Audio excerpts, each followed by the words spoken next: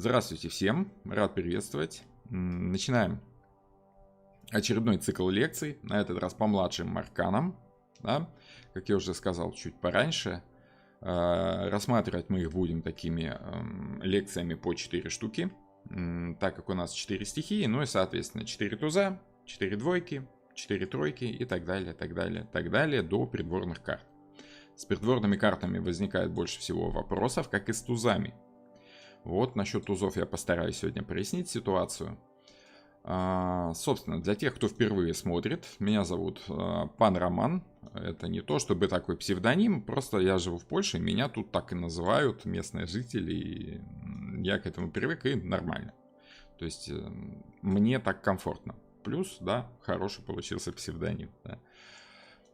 Что у нас будет сегодня? Лекции, которые я читаю, если вы не в курсе, есть и по старшим арканам уже полный цикл начитан, есть, ну, собственно, будет и по младшим арканам.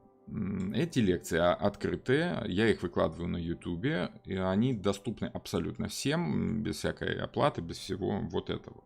Тем не менее, они являются базой для обучения. Я провожу обучение в группах.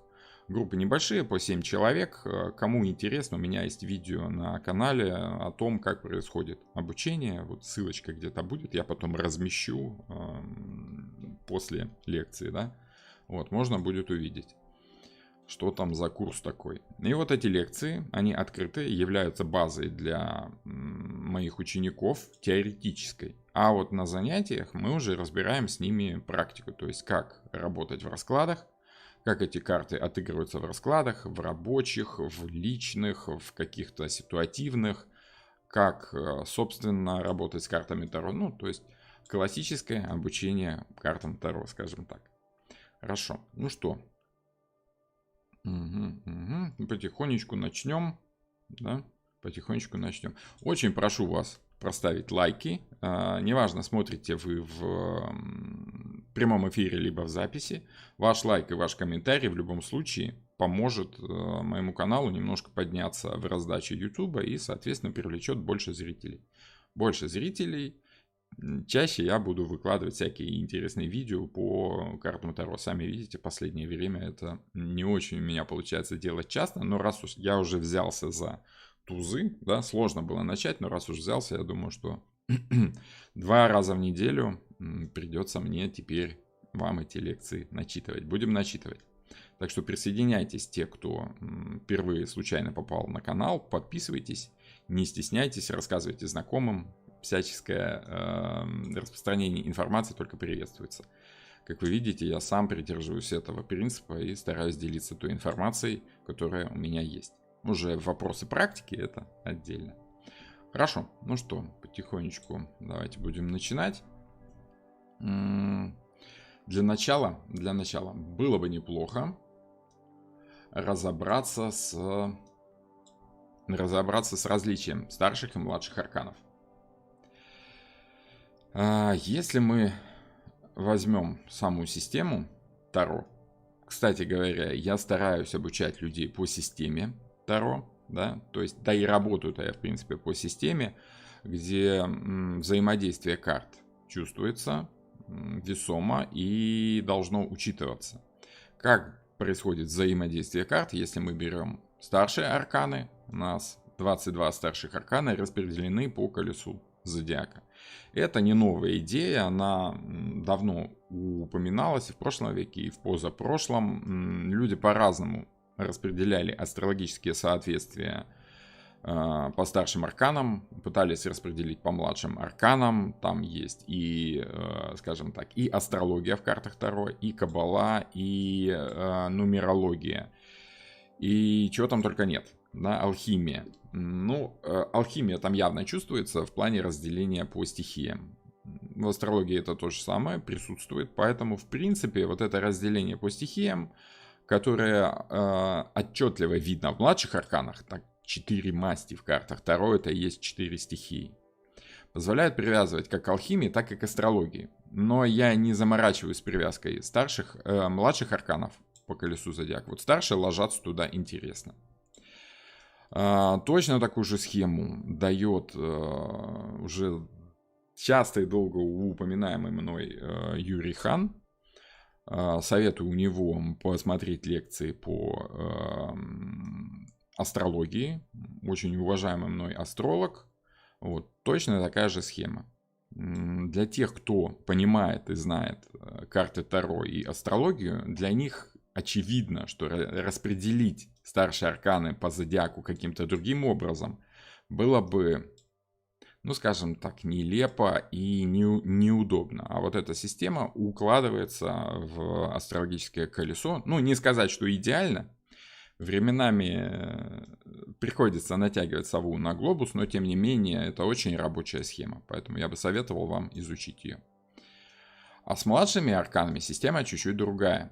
Во-первых, у нас есть отчетливый цифровой ряд от единицы, то есть туза, до десятки. Да? То есть конечной карты этого цикла. И 4 карты придворные в каждой масти. Да, итого 16 придворных карт. 40 карт цифровых и 16 придворных. 56 карт. Про придворные карты мы поговорим попозже. Сегодня у нас будет лекция по тузам. Это сложная для меня лекция. Возможно, поэтому я немного, скажем так, задерживался, да, с выпуском этой лекции, потому как сложно было решиться. Там достаточно большой объем информации. Тузы не, как сказать, не символизируют собой какое-то конкретное понятие, какую-то конкретную идею. Скорее, они в целом указывают на ту стихию, которую они обозначают. Например, туз кубков — это стихия воды в целом. Туз мечей — это воздух, информация, без привязки к какой-то конкретности. Туз пентаклей — это материя, земля, да? И, соответственно, туз жезлов — это огонь, энергия, обмен энергиями, желаниями, социум и прочее, прочее. Вот об этом разделении на 4 стихии сегодня мы и поговорим. Таня пишет: нечеткая картинка. Обновите страничку, если вы с компьютера смотрите. Если с телефона, то обновите. Это, скорее всего, да, у вас интернет не очень, потому как я заморачиваюсь тем, чтобы качество у меня было получше. Вот, получше. Может быть, трансляция будет подтормаживать чуть-чуть, но потом видео, когда выложится, оно будет нормального, хорошего качества. Вот, через некоторое время, скажем так. Но на эфире этого должно хватать. Не так много тут мелких деталей. Хорошо, хорошо. Ну что можно сказать по разделению на стихии? Во-первых, если вам интересно, почему карты Таро делятся вот на 2 таких больших блока основных, да, старшие арканы и младшие арканы, это все есть в лекциях в интенсив-курсе, да. Я постараюсь прикрепить сюда ссылочку, но поищите на плейлистах «Школа Таро», там должно быть вступление, что-то такое. Коротко говоря, старшие арканы у нас, скажем так, это более философские вопросы, связанные с макрокосмосом, с устройством мира, с тем, как у нас работают какие-то высшие силы, высшие принципы, по которым развивается все в нашем мире. Вот. Эти карты, скажем так, основаны на глубокой философии, которые пытались учить учителя, преподаватели итальянских, в первую очередь, дожей, да, вот тех элиты итальянской, средневековой. Влиятельные люди пытались научить своих отпрысков, потомков, да, наследников чему-то умному, великой философии. И вот учителя пытались в картинках, как бы вот этим неучам, несмышленным юнцам пояснить как-то в картинках хотя бы общие принципы философии, скажем так, мироустройства, религии и прочего.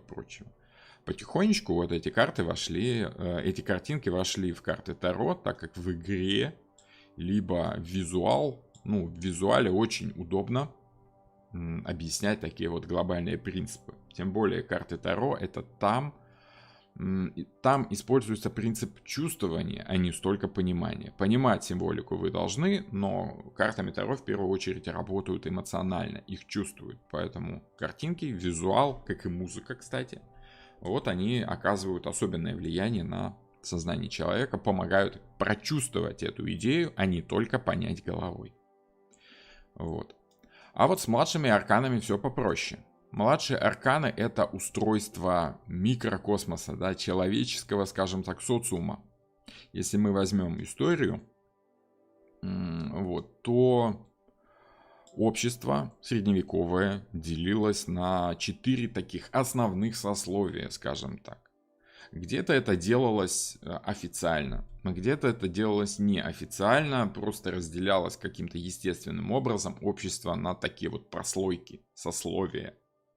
А в Индии эта штука называется касты, да, если мы вот так посмотрим, то это очень похоже на индийские касты. Раньше в лекциях я читал уже, да, вот это историю появления. Ну, коротко говоря, пентакли относятся к тем, раньше относились к тем, кто производит продукт. То есть крестьяне, ремесленники, все те, кто создают, выращивают продукт, добывают что-то, да, вот они создают материал, землю. Они являются базой для всего вот этого развития, да.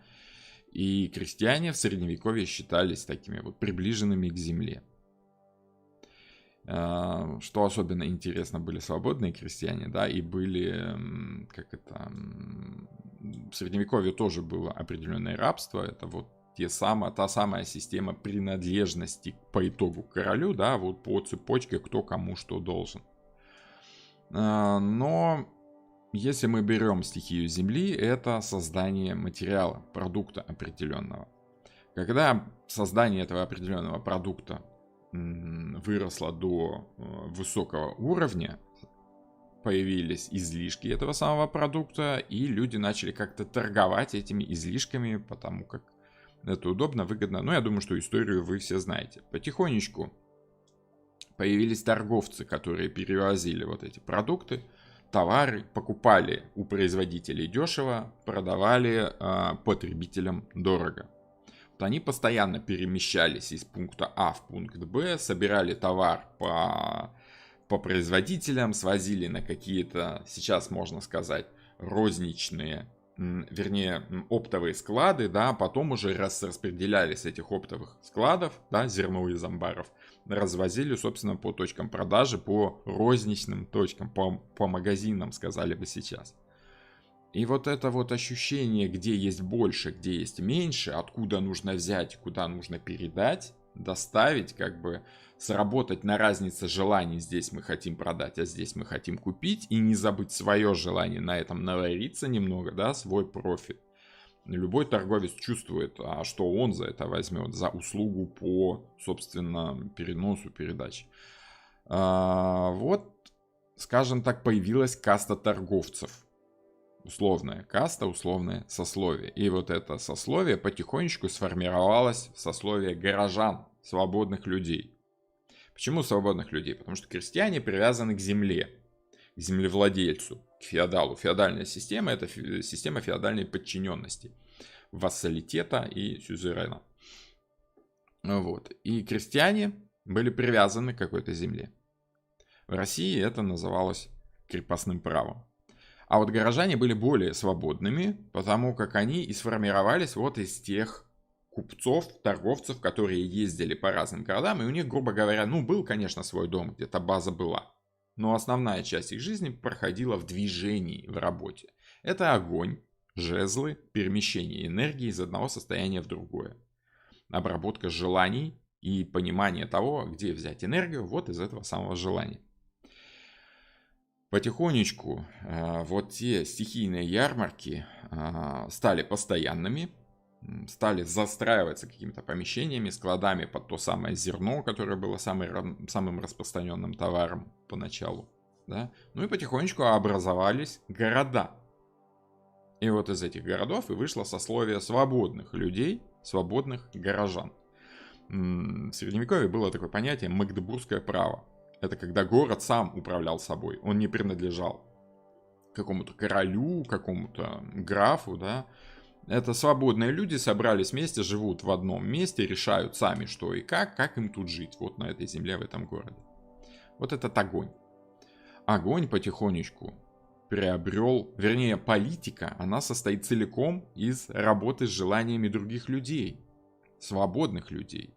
И если раньше в Средневековье была политика, скажем так, взаимодействия хозяев, королей, да, самодержавцев, то сейчас политика, вот та самая огненная, переросла в обработку желаний людей, да, что людям пообещать из того, что они хотят, чтобы взять власть в свои руки. Вот у нас система городской власти, скажем так, она потихонечку вышла на первый план. Поэтому сейчас у нас рулят, конечно, политики, вся власть у политиков. Армия ушла на второе место. Но в Средневековье армия и была основной силой. Почему?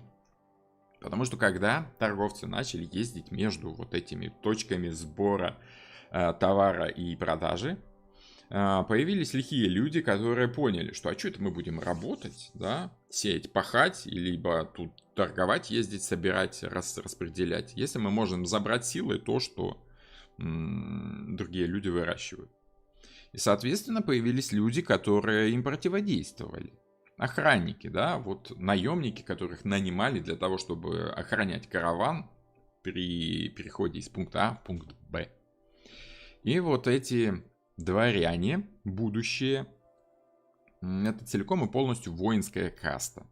Люди, которые все свое свободное время посвящают обучению владения с оружием. То есть потихонечку учатся.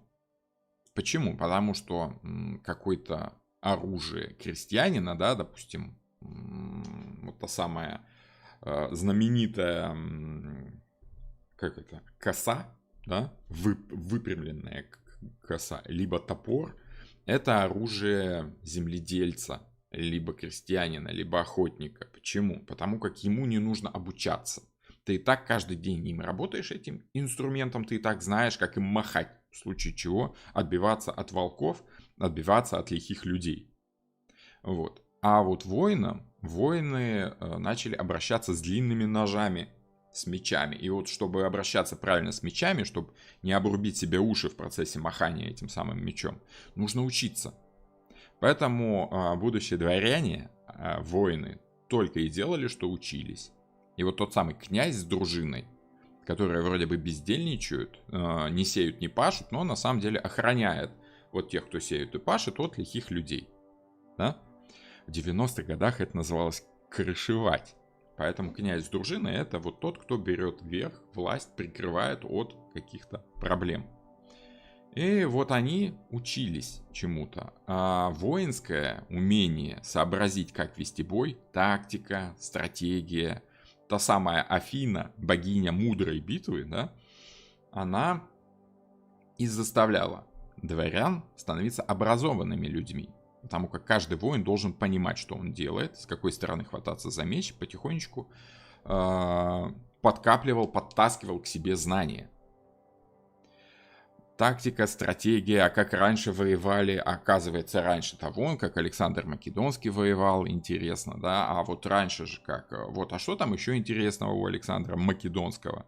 А что там еще интересного у других этих самых античных писателей? И потихонечку вот эти дворяне, уже на тот момент богатые люди с сильным войском, да, вот те самые мечи, та самая стихия воздуха, потихонечку приобщались к мировой культуре, скажем так. Потихонечку задумывались над философскими вопросами. Ну, потому что крестьянину некогда, он работает все время. Горожанину тоже некогда, он работает, покупает, продает товары, производит тоже там какие-то, скажем так, шкуры возделывает, горшки лепит и прочее, торгует. Вот. А вот дворяне, у них больше времени на то, чтобы задумываться о вопросах мироздания. Да? И вот оттуда и пошло понимание, учеба, философия. И потихонечку вот эта вся философия и переросла в понимание мироустройства, как устроен мир. Появились сначала у древних людей шаманы, да, потому как шаманы это те, кто на охоту не ходил, не пахал, не сеял, те, кто только занимались какими-то вопросами болезней, общения с духами, с богами, то есть, ну вот, совсем другая, скажем так, отрасль. И вот это духовенство, которое занималось вопросами Бога, а вопросы Бога это вопросы мироустройства, вот они имели на самом деле самую серьезную власть над людьми. Как вы знаете, короли подчинялись папе римскому. И, в принципе, даже самые знаменитые короли раннего средневековья прислушивались к волхвам, к шаманам, скажем так, к людям духовной профессии. Духовенство это, конечно, кубки. Это чувствование ситуации, не понимание, как понимали умные дворяне, воины, которые были вынуждены становиться умными, иначе их быстро бы вырезали. Да? Духовенство, оно приобщалось уже к непосредственному чувствованию мира. Я чувствую Бога, поэтому я могу тебе рассказать как-то так витиевато, но тем не менее в каких-то образных картинках, что я чувствую при общении с Богом. Вот это роль духовенства. Скажем так. Вот вам 4 стихии. И эти 4 стихии, 4, скажем так, касты, они и раньше были, формировали общество. Они и сейчас есть, только, конечно, видоизмененное. В любом случае, общество мы можем разделить на какую-то систему, мы можем выделить из, скажем так, из наших с вами современников, мы можем выделить производителей какого-то продукта, распространителей какого-то продукта, да, то есть производители, торговцы, далее силовые какие-то структуры, это армия, это ФСБ в России, это ЦРУ в Штатах, ну вот эти вот, департамент, да, в Штатах, вот. И, собственно, духовенство у нас осталось. До сих пор еще. Дело в том, что мы живем в таком переходном как бы периоде, да, переходим от религии в какое-то другое состояние. Пока сложно сказать, в какое мы там еще не были. Сравнивать не с чем. Но, тем не менее, религия до сих пор оказывает огромное влияние на нашу жизнь, как в прямом смысле, так и в переносном. Потому как те моральные устои, на основании которых держится наше общество, они и идут из этих всех религий. Сейчас это все перемешивается, миксуется, но тем не менее, как бы с большего там есть какие-то общие такие понятия. И вот сейчас в эту касту активно входят ученые, которым мы тоже начинаем верить, как раньше верили священникам, так сейчас мы просто на слово верим ученым, потому что они там были в микроскопе, они там что-то видели, они там что-то исследовали, и они нам рассказывают то, что мы понять не можем, то, что для нас является какой-то магией. Она вроде логичная, эта магия, но для нас это все равно волшебство какое-то. Мы можем им только верить на слово. Вот история с последними событиями двухгодичной давности отчетливо показывает, как мы верим на слово врачам, да. Неважно, за вы или против той ситуации, которая развивается у нас в мире, в любом случае та и другая сторона верит умным людям на слово. Вот и есть это разделение на 4 стихии. Что можно сказать дальше? Вот это разделение на 4 стихии и присутствует в каждом этом самом, в каждой масти. Изначально младшие арканы, они развились из карт, ну, скажем так, официально, документально подтвержденные. Была такая карта Хофамтершпиль, были такие карты Хофамтершпиль, да, старонемецкие, немецкие, средневековые, да. И вот там каждой из карт соответствовала какая-то профессия. От единицы и до короля. Да? Все это есть в предыдущих лекциях, нужно просто поискать. Уэйт взял эту систему и переработал в какие-то сценки, которые можно логично объяснить, логично понять, если знать символику. Вот об этой символике я и буду рассказывать. Я и буду показывать вам, что на самом деле значит каждая карта, почему в тройке тут 3 человека радуются, почему в четверке сидит он и что он вообще думает, что нужно чувствовать в этой карте, чтобы проникнуться духом этой карты и понять, что она по итогу значит в раскладе. Как же вы успеваете и нас учить, и еще в YouTube лекции проводить? Ну, успеваю как-то, успеваю. Вот, если бы это было хобби, я бы не успевал, но это мое основное занятие, поэтому я все свое время и посвящаю этому, поэтому приходится успевать, хочется, не хочется. Изворачиваемся как-то. Хорошо, но тем не менее, видите, такие паузы случаются, да, поэтому тут уж я вынужден просить прощения, что не так быстро, как многим хотелось бы, я вернулся к этим самым лекциям. Хорошо. Ну, давайте приступим к тузам. Так, секундочку, я тут... Где у меня вот эта самая лекция? И потихоньку начнем. Ученики мои с осеннего потока узнали, наверное, вот эту презентацию. Да, вернее, с летнего потока узнали. На осеннем потоке до младших арканов мы пока не дошли, мы пока только начинаем. Вернее, начали уже как 6 лекций в одной группе и сколько? 8-9 в другой уже было. Вот у нас тузы. Как разделить их по стихиям? Во-первых, если мы берем 4 стихии, каждого человека можно оценить с точки зрения типа темперамента. Я думаю, что вы имеете представление об этом, видели раньше, встречалась вам вот такая картинка похожая. Есть холерики, меланхолики, флегматики и сангвиники. Это только одна из систем разделения людей по темпераментам. Их есть много. Каждый, в принципе, может плясать так, как ему нравится. Вот. И поэтому нас получается так, что если мы условно договоримся считать людей вот разделенными на 4 стихии, то у нас это будет работать. Каждая устоявшаяся система работает. Просто каждая устоявшаяся система делит людей на какие-то подразделы по своим принципам. Вот тут у нас принцип разделения темперамента на четверки, на 4 стихии.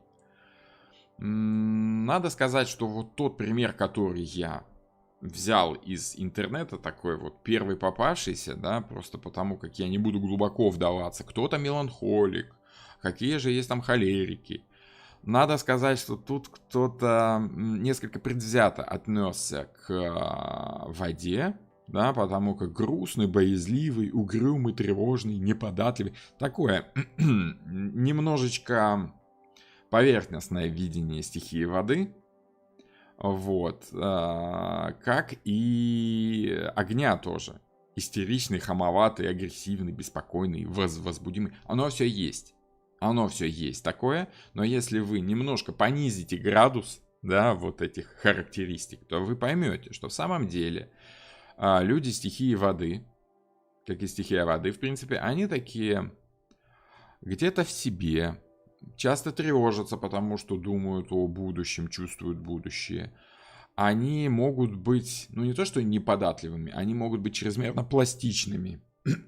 И уходить от ответственности, уходить от конкретики, там, где для них это неудобно. Как вода всегда вытекает туда, где ей удобно, так и люди воды тоже находят выход из ситуации гибко, пластично, динамично. Их сложно заставить что-то делать, поэтому они кажутся другим людям неподатливыми. С другой стороны, они неуравновешенность так может, ну скажем так, определенная гиперэмоциональность может восприниматься другими людьми как неуравновешенность. Вот, ну и прочее, прочее. Замкнутость и необщительность – это желание не показывать свои эмоции, потому как изначально люди воды, они, наоборот, ярко показывают свои эмоции. И родители их как бы приглаживают немного. Не надо громко плакать, не надо громко смеяться, не надо показывать, что ты хочешь, держи все это в себе, сиди там, молчи спокойно. Поэтому люди воды очень часто учатся быть замкнутыми и необщительными. Потому как они очень тонкие, ранимые, у них очень чувствительные эмоции, скажем так. То же самое с огнем. Не то чтобы они обидчивые, они просто очень динамичны в своей энергетике, да, и быстро меняют точку зрения, потому как это требует жизни. От них это требует жизнь. Им приходится быть динамичными. Отсюда же и беспокойство, и агрессивность, которая может восприниматься в самом деле агрессивностью, если не понимать, что огненные люди, они настойчивые, они хорошо знают, чего они хотят, и пытаются добиться того, чего они хотят. Поэтому они могут казаться агрессивными. С другой стороны, если на самом деле не считаться желаниями других людей, это может проявляться агрессией. Возбудимые, переменчивые, просто потому, что это качество стихии огня, это динамичность, это быстрое реагирование на то, что происходит. Поэтому они должны быть возбудимыми и переменчивыми. Это их плюс, а не минус. Ну и по воздуху. Общительный, открытый, разговорчивый. Люди воздуха, мечи. Это обмен информацией. Им приходится быть общительными, открытыми и разговорчивыми, просто потому, что таким образом происходит обмен информацией, таким образом происходит у них видение мира. Они видят мир через воспринятую информацию. Поэтому чем больше они общаются, тем для них это выгодней. Поэтому они и учатся быть такими вот разговорчивыми, говорливыми, общительными, гибкими и быстрыми. Они могут нажимать на свое, потому как работа с информацией очень часто подразумевает наличие силы. Потому как если у тебя есть информация, ты чувствуешь, как ты эту информацию можешь использовать, куда ты можешь нажать, чего ты можешь добиться для себя, как ты можешь заставить других людей делать то, что тебе нужно. Именно с помощью информации, слов, приказов. Да, если приказ не слушают, то как бы применить уже и силу. Это все лежит в одной, скажем так, плоскости. Как это? Знание – сила. Не умеешь – научим, не хочешь – заставим. Это вот девиз воздуха сангвиников. Подвижные и веселые. Ну, веселые они в основном, веселыми они воспринимаются потому, что они общительные, они общаются с другими людьми. И шутка, юмор – это, скажем так, очень хороший инструмент для налаживания общения. Поэтому у них юмор, скажем так, присутствует врожденно, они его чувствуют. Земля, флегматики спокойные и медлительные. Я бы не сказал, что они пассивные, скорее они выжидают, умеют занимать позицию выжидания и пользоваться той ситуацией, которая им предоставляется. Они очень старательные и миролюбивые в самом деле, но они же могут быть очень нечувствительными, если дело касается личной выгоды, потому как Земля, материя – это итог, результат.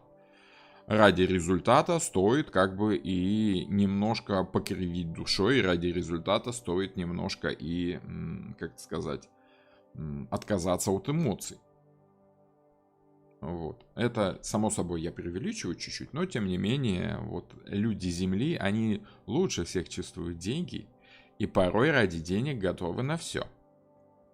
Конечно, если это происходит уже в какой-то негатив переворачиваться. Но тем не менее, какая-то выгода, итог, результат, материал, земля для них является основой общения. Поэтому в первую очередь они, скажем так, а что мне за это будет?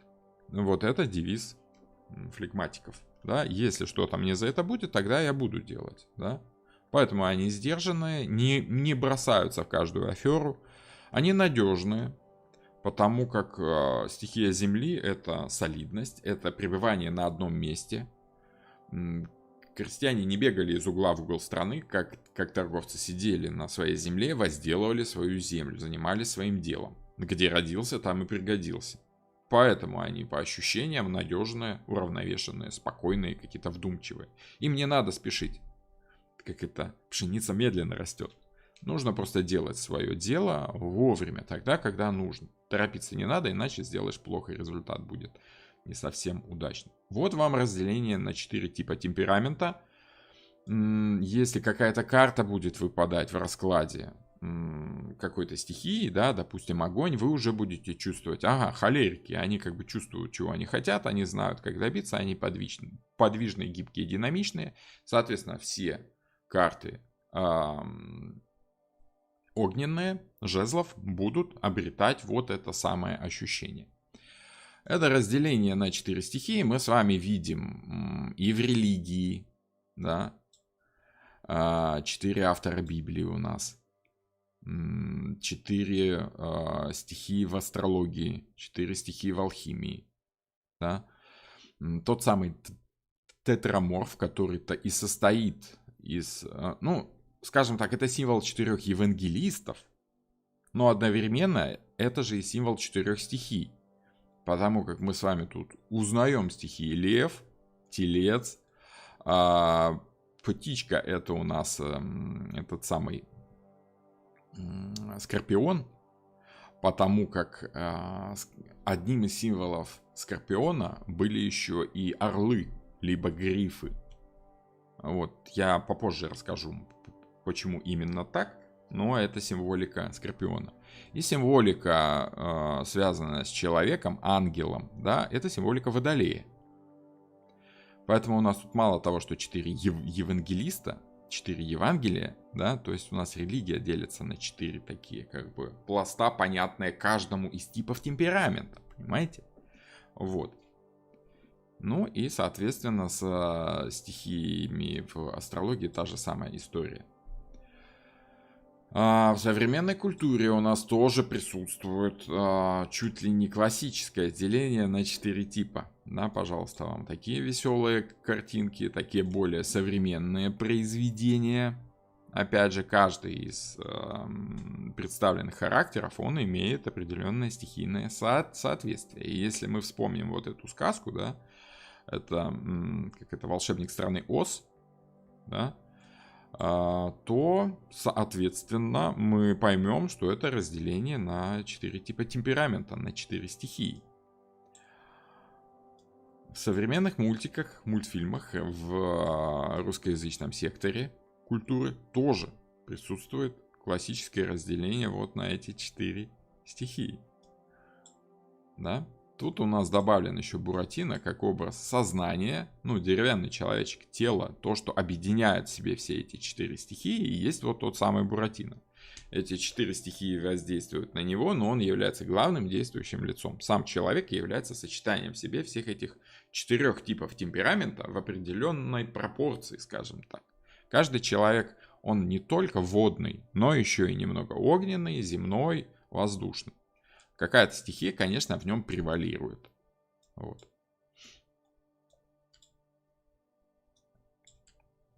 Четыре персонажа современного масс-культурного, скажем так, явления. Популярного фильма блокбастера.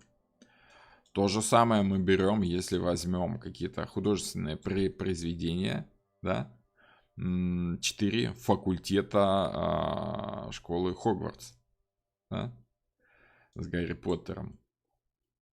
Классическое разделение на 4 волшебные, как это, не касты, как сказать, расы, да, эльфы, гномы, люди и какие-то там злые, нехорошие орки, да. Вот, и, соответственно, тут интересно очень сделал Толкиен, он взял хоббитов, и главные действующие лица, хоббиты, конечно, он тоже разделил их на 4 стихии, каждый из них является воплощением какой-то стихии. Вот, и такое у нас есть, собственно, в каждом маломальски значимом произведении. Звездные войны, опять же, 4 танкиста и собака, опять же, ну, вот эти вот, как это, охотники за привидениями. Ну, в общем, масса примеров, да, вот тот самый уходящие в закат неуловимые мстители, все это очень яркие примеры. Теперь, что нам было бы полезно для понимания 4 стихий? Для понимания 4 стихий и, соответственно, 4 мастей карт Таро. Мне очень сложно называть их мастями, потому как, ну, не знаю, сложно почему-то. Мне ближе понятие стихии. Вот, карты стихии Земли, карты стихии огня, но тем не менее, масть пентаклей, масть жезлов, воздуха, то есть мечей, и воды, то есть кубков. Как мы это в голове-то уместим? Уместите. Мало-помалу оно уместится в вашей голове постепенно. Самое главное уловить суть, а остальное все уже как бы нанизывается на эту суть, как вот билетики на вот этот железный штырь у контролера. Мушкетеры тоже 4. Совершенно верно. И вот этих мушкетеров я специально рисовать в той превьюшке не стал. Почему? Потому что вот мушкетерами очень удобно пользоваться. И я пользуюсь этим постоянно при объяснении лекций по младшим арканам. Конечно, у нас масть земли, стихия пентаклей. Это Портос. Да? Я дерусь, потому что дерусь. Он простой, надежный, он любит выпить, покушать. Он мечтает о том, чтобы жениться на баронессе, потому что у баронессы там имение, замок, земля. Да? То есть он мечтает осесть где-то, закрепиться на одном месте и быть таким землевладельцем, лендлордом. Быть таким вот феодалом. Вот это стихия земли. Вот это мое, это принадлежит мне. Этим я буду работать, этим я буду обеспечивать себя, своих детей, этим я буду создавать, творить что-то. Это останется после меня. Наследство некое. Материальная сторона жизни. Пентакли. Огонь. Огонь давайте оставим на потом. Я думаю, что вы догадаетесь, кто это. Воздух. Вот те самые дворяне. Да? Разум, логика, честь, потому как честь это, скажем так, понятие, относимое к элите, к дворянству. А дворянство у нас это воинская каста, воинское сословие. Почему? Потому что в логике, в разуме очень важно соответствие слова действию. Потому что когда происходит битва, ты должен четко отдавать приказ, понимая, что этот человек выполнит твой приказ. Четко понимая, что если ты сказал, я делаю это, ты должен делать именно то, что ты сказал. Потому что другие люди, которые воюют на другом фланге, верят тебе. Знают, что ты будешь делать то, что ты сказал. Вот когда есть соответствие слова действию, там есть воинская каста, сословие, рыцарская честь. Да, почему рыцарская честь была так вознесена в такой ранг? Потому что без этой чести не было бы сути воинской касты. Слово, обещание. Как это? Дал слово. В общем, там какая-то поговорка про слово. Вспомните сами любую поговорку. Назвался груздем, полезай в кузов, скажем так. Хорошо. Это, конечно, Атос. Граф де ла Фер. Дворянин. Тонкий человек. Разумный, умный. Это, скажем так, мозг компании. Вот всей этой четверки. Если Портос это мышцы компании, он здоровый, сильный мужчина, да, который мог вломить сразу 4 гвардейцам кардинала, то Атос это, конечно, разум, мозг этой самой компании. Он поясняет, что такое понятие чести. Если вам не очень понятно, что такое честь по средневековым понятиям, даже пусть это будет уже по понятиям эпохи Возрождения, все-таки Дюма там попозже писал. Если вы вспомните ту самую историю про, а на плече горит клеймо, да? Почему граф де ла Фер казнил свою новообретенную жену? Потому что он понял, что она преступница. Он понял, что он обязан с беглой преступницей, с обманщицей вести себя по норме закона. Вот его норма закона... Вот его норма закона, она, скажем так, заставила его действовать. Он осознавал, что раз он называет себя графом, он должен действовать по норме закона. Он должен быть этим законом. И он не казнил, попытался казнить свою молодую жену, хотя любил ее. И вот это соответствие долгу, а не своим желаниям, возмутило его настолько, что он ушел из этих графов, да, ушел в простые мушкетеры. Он не хотел быть графом, потому как его это очень тяготило. Вот этот долг его тяготил. Уход графа де ла Фер в простые, в мушкетеры, в подчинении, говорила о том, что он отказался вот от роли графа, он не хотел быть настолько аж сильным, да, настолько логичным и отрезающим себя от своих собственных эмоций. То есть это для него было серьезной травмой. Но тем не менее, истинный граф, он должен холодно, спокойно осуществить деяние, да, предусматриваемое законом. Даже если это твоя жена, твой сын, твой родственник, ты должен. Потому что ты пообещал, как это, сюзерену, королю, соблюдать этот самый закон. Татьяна, спасибо за 5 евро, но право же в этом нет необходимости совсем. Вот, потому как я не зарабатываю на стримах, я зарабатываю на консультациях и, собственно, на своей школе. Тут, ну, спасибо большое, это, конечно, очень приятно, но необходимости в этом нет совсем. Хотя приятно, да, очень приятно, такая поддержка, большое спасибо. Хорошо, вот у нас есть два человека, Портос и Атос. Туз кубков — это стихия воды, это религия, это любовь к ближним. Почему любовь? Потому что вода — это слияние в одно. Все в одно сливается. Что ты, что другой человек, вы вместе, вы все братья и сестры во Христе, вы неотделимы один от другого. Поэтому всеобщая любовь является символикой воды. Ну и, соответственно, любовь как символика эмоций, вот эти самые эмоции и являются очень водной темой. Честь в средние века была весьма странным понятием, особенно у рыцарей. Но надо сказать, что в ранние средние века, да, в темные средние века, честь там считалось, что по отношению к равному себе, к такому же воинскому сословию, ты обязан быть честным. А вот по отношению к другим, как бы не всегда. Просто потому, что они же не рыцари, они же не воины, не воинское сословие. Они не будут придерживаться такому же понятию чести, как и ты. Поэтому, да, в какие-то моменты у них было очень странное понятие, но с другой стороны, то, что мы ощущаем сейчас, как рыцарская честь, как долг офицера, вот это уже то, что заставляет вас чувствовать вот тот самый стержень, воздушный меч, вот тот металлический острый предмет, да, который может гнуться, но не должен ломаться. Если ты начал что-то, если ты дал слово, тогда уже ты должен держаться. А вот водная стихия — это стихия гибкая, мягкая, переменчивая, приспосабливающаяся, опять же. И вот Арамис, он соответствовал лучше всего этой стихии. Он нежный, утонченный такой мушкетер, да, казалось бы. Мушкетер — это должен быть детина, солдат такой, который машет шпагой, который стреляет из мушкета, рубит головы, убивает людей. Что там делал Арамис?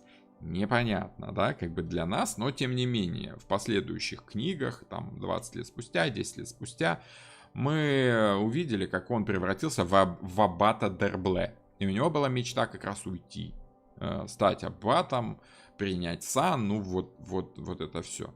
И заметьте, он был самым таким тонким ценителем женской души. Вот, в советском фильме, вот этом «Три мушкетера», с Боярским, да, вот там прям очень хороший подбор актеров, они такие вот классические, прям очень здорово, очень классно. Арамис, он такой в самом деле душка, утонченный, да, Атос, он немногословный, но только потому, что чувствует цену слову. Так-то он может сказать так, витиевато, много. И когда он, скажем так, поддавался слабости, выпивал, да, вы видели в кино, что он становился словоохотливым. Он рассказывал свою историю своей жизни. Он пояснял, он учил других людей вот этой мудрости. Да? Поэтому там, соответственно, очень хорошие, очень интересные. Ну и огненные жезлы, это, конечно, Д'Артаньян. Горячий такой гасконец, который хотел добиться того, чего хотел он добиться. Он хотел стать капитаном мушкетеров, он хотел сделать карьеру, он хотел дорасти. У него постоянное желание роста было. Он постоянно делал то, что ему хотелось. Да? То есть это прям было чудно, видно было. И что интересно, что масть жезлов, стихия огня, особенно хорошо соотносится с темой политики. Вот, с темой политики. Почему? Потому что политика — это работа с желаниями людей, да, с электоратом. Чтобы такого пообещать, что хотят другие люди, чтобы они все были за тебя. И вот этот Д'Артаньян. Он консолидировал, объединял другие стихии в чем-то в движении куда-то. Причем, заметьте, это были всегда тонкие политические игры. И вообще сам роман, он политический, конечно, да, там про политику. История, смешанная с политикой. Очень огненный роман, там действие, динамика, там нет каких-то глубоких, занудных философских размышлений. Да, там есть действие, экшен, да, вот тот самый огонь. Огонь, он постоянно движется. Нет такого, что он такой движется, а потом, ну-ка я отдохну немножко, да, и замер такой. Вот вода так может, земля так может. Воздух, если замирает, мы его вообще не видим, не ощущаем. Поэтому воздух как бы тоже очень динамичный, хотя мы можем чувствовать воздух замерший. Вот. А вот огонь замершим быть не может. Поэтому вот Д'Артаньян, в котором постоянно бурлили какие-то горячие желания, да, горячий гасконец, вот это стихия жезлов. Политика, желание, понимание того, что нужно другим людям. Вот эти подвески королевы спасать нужно было не потому, что это Д'Артаньяну так хотелось. Так хотелось королеве, да, и они... Не то, чтобы она им приказывала, она не могла им приказывать, потому что приказы идут по мечам. Да, приказывать им мог этот самый капитан королевских мушкетеров. Вот он мог им приказать. А так он как бы в какие-то моменты снимал с себя ответственность. Делал вид, что ничего не видит, что они там делают. Прекрасно понимая, зачем, почему вот эта четверка это делает. Вот. Королева могла работать с ними только исходя из их желаний. Ты же хочешь помочь мне, потому как там Майя Фрейлина, да, вот та самая Констанция, ты же хочешь с ней быть вместе, да, вот поэтому вот исполнение чужих желаний идет по жезлам очень часто. Исполнение своих, конечно, но и чувствование чужих желаний. Вот такие дела пироги с этими стихиями.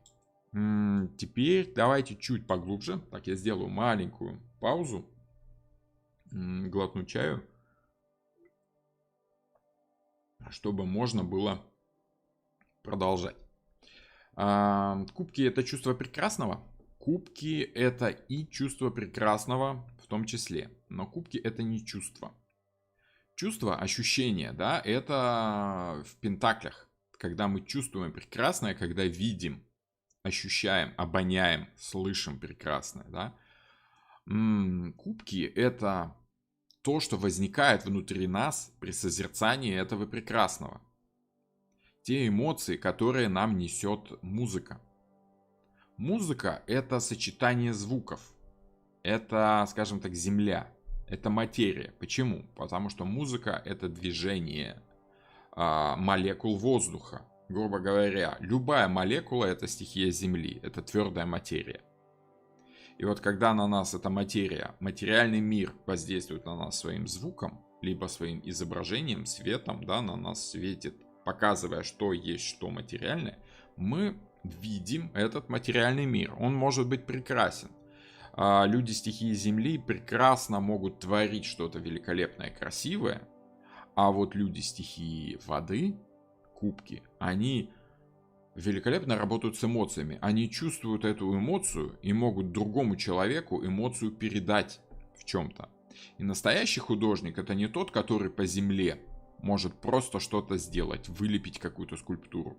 Настоящий художник, он вкладывает в эту скульптуру эмоцию, на которую мы смотрим, и мы чувствуем ту же самую эмоцию, которую хотел по кубкам передать вот этот самый художник. Яркий пример, правда такой печальный. Все русскоязычные визуально себе представляют обелиск, памятник жертвам Хатыни в Беларуси. Да, вот тот самый старик, вынесший тело ребенка из сгоревшего там амбара, да, из сгоревшего дома. Вот когда вы смотрите на это, и если у вас есть хоть толика эмпатии, вы чувствуете эту эмоцию, эту печаль, и вот голос может дрогнуть. Вот у меня сейчас чуть-чуть как бы так, я вспоминаю, и мне становится, ну скажем так, невесело, мягко говоря. Вот это и есть та самая эмоция. Это и есть та самая вода. Это то, что заложено в этой форме. Форма, сам обелиск, это земля. А вот эмоция, которую он передает, вот то самое прекрасное, ну, оно может быть и в плюсе, и в минусе. Но вот то воздействие на вашу душу, вот это вода, кубки. Тогда кубки это удовольствие от результата. Кубки это эмоция, которая возникает у вас в результате. И это та эмоция, к которой вы стремитесь, когда думаете о будущем. Потому как эмоция может быть как положительная, так и отрицательная. Вы можете радоваться какому-то результату, получать удовольствие от того, что ощущаете воздействие ситуации на себя. Эмоционально реагируете на какую-то приятную ситуацию. Либо если ситуация неприятная, да, то эмоция у вас не очень хорошая, негативная.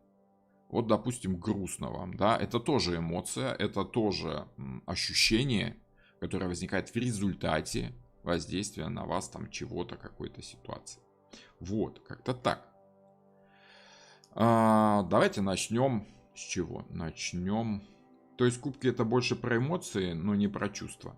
Смотрите, тут есть разница в русском языке чувства, эмоции и ощущения.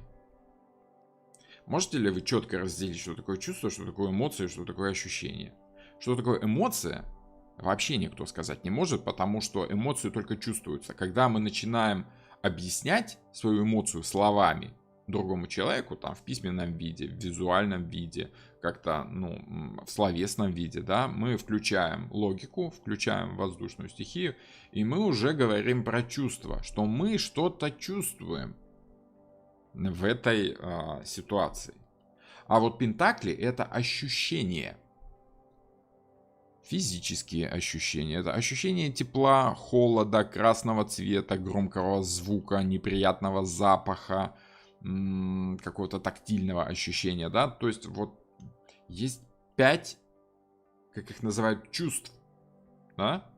Это 5 ощущений. И вот это все земля. Обоняние, осязание, слух. Что там еще? Напомните, пожалуйста. Ну вот, 5 основных ощущений. В русском языке их автоматически приравнивают к чувствам. А чувства автоматически приравнивают к эмоциям. Поэтому очень часто путают мягкое с теплым. Кубки это эмоции. Это то чувство, ощущение, которое нельзя выразить всеми этими 5 чувствами. Это то самое 6-е чувство. Вот то самое 6-е чувство и есть эмоция.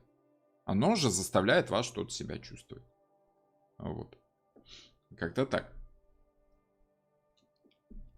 Симметричный дуализм языкового знака – страшная вещь. Совершенно верно. Я как филолог вас в этом поддерживаю. А если говорить про мужчину, который любит, то какая это масть? Это 4 масти.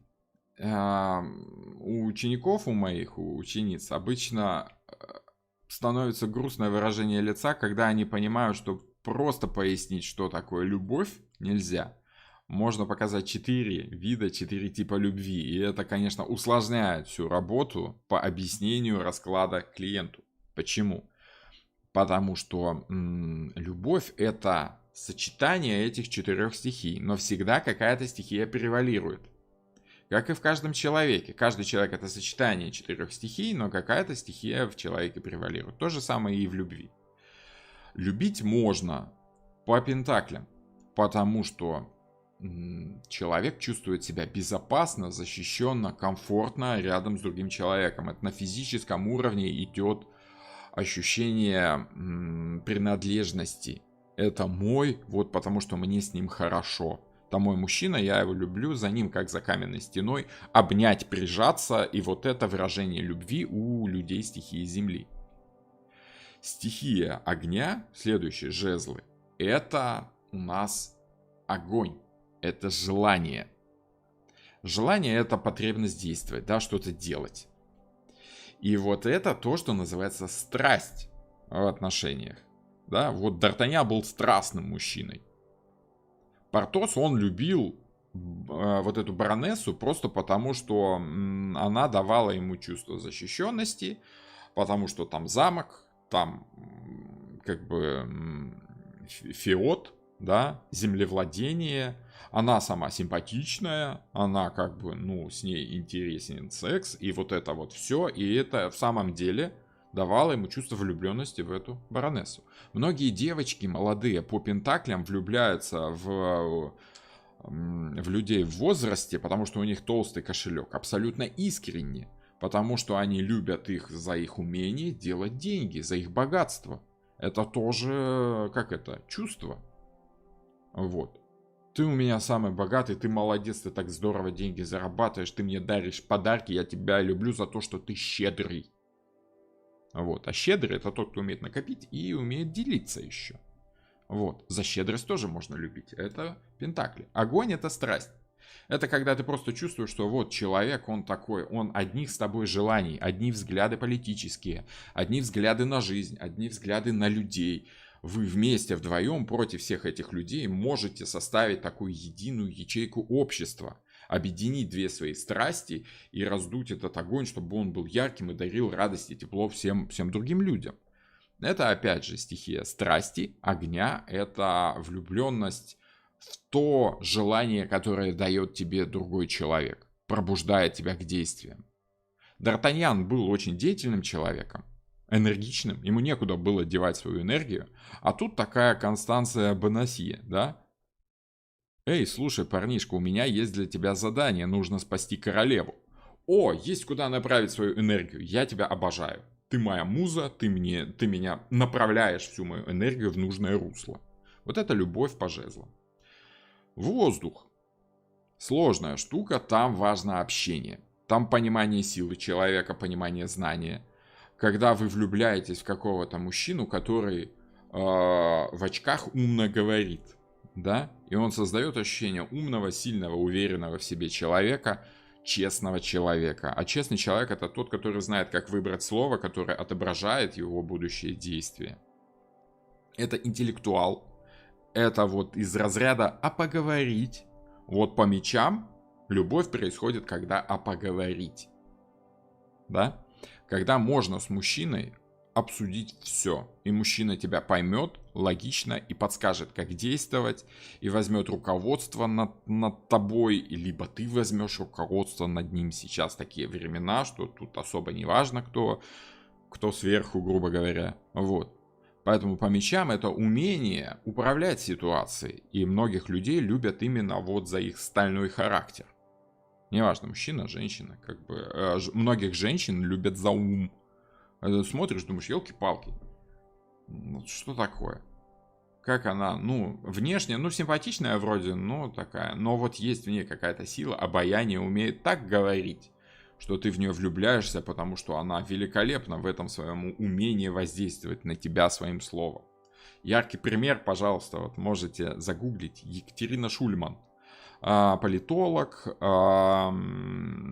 автор на Ютубе, умная женщина. Внешность такая, ну, она симпатичная, но не сказать, что яркая, красивая. Сколько народу в нее влюблено, я представляю, потому как она очень складно, интересно, ярко говорит. Это, конечно, там смешение воздуха, интеллекта. Потому что она, ну, отчетливый интеллектуал. Интеллекта с огнем, потому как она на политические темы говорит, но тем не менее говорит очень умные вещи. Вот. Это вот какие-нибудь, это самое, Складовская Кюри, да, женщина-ученый, которых любят за ее ум, а не за то, что она там такая вся красивая, прекрасная. А вот кубки — это умение эмоционально прочувствовать человека. Вот истинная как бы любовь, да, эмоциональная привязанность к человеку — это вот те самые кубки. Это ощущение слияния с другим человеком воедино эмоционально. Что ты одинаково чувствуешь жизнь с этим человеком. Что ты смеешься с ним над одними и теми же шутками. что ты также реагируешь на все, что происходит в мире, у тебя возникают те же эмоции.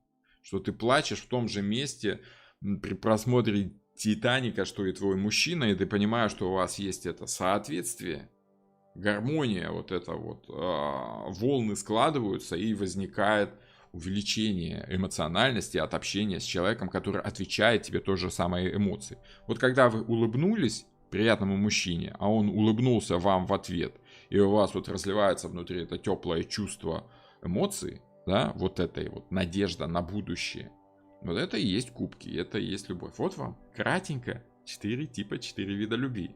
В каждом человеке все это смешано в такой клубок, в котором что-то больше, меньше. Что-то больше, что-то меньше. Можно даже составить такую, как это, знаете, роза ветров, да, где больше дует ветер, там больше сектор. Вот по стихиям человеку тоже можно составить такую вот розу стихий. Вот как-то так. И все это входит в понимание 4 тузов. Почему? Потому что туз это стихия. Это не что-то конкретное, это в целом стихия человека. Когда туз выпадает в раскладе, то получается так, что человек действует по этой стихии. Портос дрался, потому что он дрался. Ему, ну вот есть ситуация, я делаю в этой ситуации то, что, как это, выгодно, да, выгодно победить. Поэтому я дерусь, потому что, ну, тут драка, и я и дерусь. Что там долго думать? Что думать, трясти надо, да, как в том анекдоте. Вот. Я так понимаю, каждый день эти чувства могут видоизменяться. Сегодня мечи, например, завтра жезлы. Конечно, потому что человек живое существо, и человек активно реагирует на то, что происходит. Если на работе завал, и нужно срочно по мечам, хочешь не хочешь работать, да, заставить себя работать, потому что ты пообещал сдать там квартальный отчет вовремя, ты сидишь по этим мечам корпишь до поздней ночи. Вот, то, соответственно, эта стихия начинает превалировать в жизни у человека, и домой приходишь, и тоже начинаешь как бы на мужа орать, да, ну, это у меня-то жена, конечно, да, но я про женщин говорю чаще всего в картах, потому как 90%, 95% это женщины, клиентки и ученицы, это вот. Поэтому я очень часто как бы говорю от лица женщины, но вы не подумайте, у меня жена и 2 детей, и 2 кота еще. Вот, поэтому да, приходишь домой, начинаешь по мечам воздействовать на мужа как-то силовыми методами, поэтому проблемы на работе часто создают проблемы дома и наоборот. Если вы чрезмерно эмоциональны из-за того, что вас обидел ваш муж, то на работе на любую задачу у вас может быть какая-то эмоциональная реакция. Чрезмерная эмоциональная реакция. Поэтому стихия воды вот в конкретный момент на этой неделе у вас будет превалировать. Скажем так.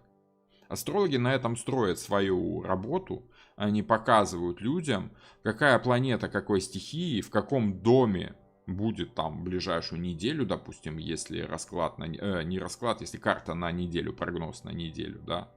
Вот. Либо в каком знаке будет та самая планета. И, в принципе, гороскоп рождения, да, натальная карта, это как раз вот та самая роза стихий, скажем так. Это где, какая планета у вас, в каком доме, в каком знаке. И вот из этого сложного сочетания можно составить такой как бы рисунок вашего теоретического характера. Что вы потом с этим характером будете делать, зависит от обстоятельств жизни, конечно. Но это такой как бы база такая, вот, на которой строится все основное. Вот вам 4 стихии.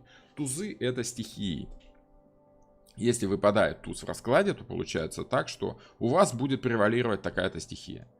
Когда, допустим, расклад об отношениях между мужчиной и женщина спрашивает там, в чем проблема у нас в отношениях, и у вас выпадает туз пентаклей. Я бы сказал, что ваши отношения строятся на Земле, а Земля между двумя людьми — это материя, физический мир, материальный мир, реальный. То есть отношения, которые, ну, физически, в постели, что у вас происходит. И вот проблемы стоит искать в пентаклях, то есть в земле, в постели, в сексе. Вот, если уж совсем понятно, да? Перевернутый туз пентаклей как раз и даст вам вот провал по какой-то из физической стороны вопроса. Что-то у вас там в постели не так, раз пентакль, туз пентаклей у вас перевернутый. Не нравится что-то. Что? Да вот в общем и целом. Если вы делаете расклад на себя и спрашиваете, что со мной не так сегодня, да, и выпадает перевернутый туз пентаклей, то не так с вами. Общее физическое недомогание, отсутствие физической какой-то, базы, материала, энергии, сил. И все это выражается через физику тела. Обессиленные вы. У вас нет запаса вот этой энергии, желания работать, сил на то, чтобы что-то делать, выражается все это через физическую усталость.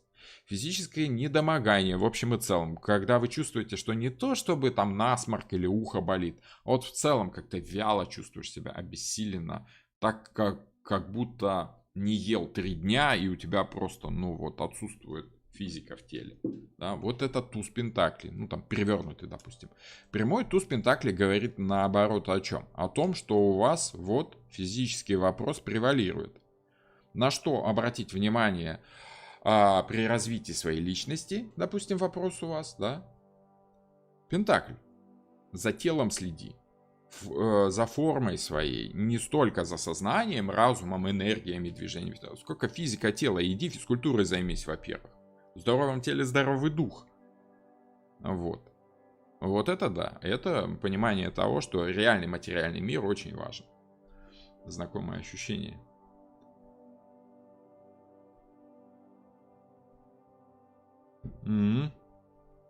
Господь, ты видишь это тело, в нем же злодей и пасквилян. Да-да-да. Да. Хорошо, хорошо. Так, итак, пентакли, да? Земля. Если мы говорим о стихии Земли вообще в целом, это конкретика, оформленность, форма, какая-то стабильность, либо наоборот неподвижность. Да? Когда выпадает расклад, в раскладе туз пентаклей, это может говорить как о стабильной ситуации. Если он перевернутый, так и неподвижной ситуации. Вам хочется двигаться, а перевернутый туз пентаклей вас приковывает к этой земле. Вот. Устойчивость и последовательность. Там определенная логика есть, да, вот это ключевые такие слова для вообще в целом, для стихий, для всей полоски Земли, для всех карт, да, но и все это вбирает в себя туз пентаклей. Консервативность и традиции, потому что, Земля это самая твердая, это самая сложно изменяемая стихия, медленно меняющаяся стихия. Это опыт, это привычка. Зачем что-то менять, если это работает? Вот это мысли консерваторов. Деды и прадеды как бы пахали на лошадях. Нафига нам ваш трактор нужен? Вот. И вот меняется это очень медленно в какие-то моменты. Традиции. Не всегда это плохо, определенные традиции есть хороши. А почему нет? Да? Какие-то традиционные ощущения, песни. Та же самая религия в чем-то традиционно тоже хороша. Вот, но тем не менее все это будет.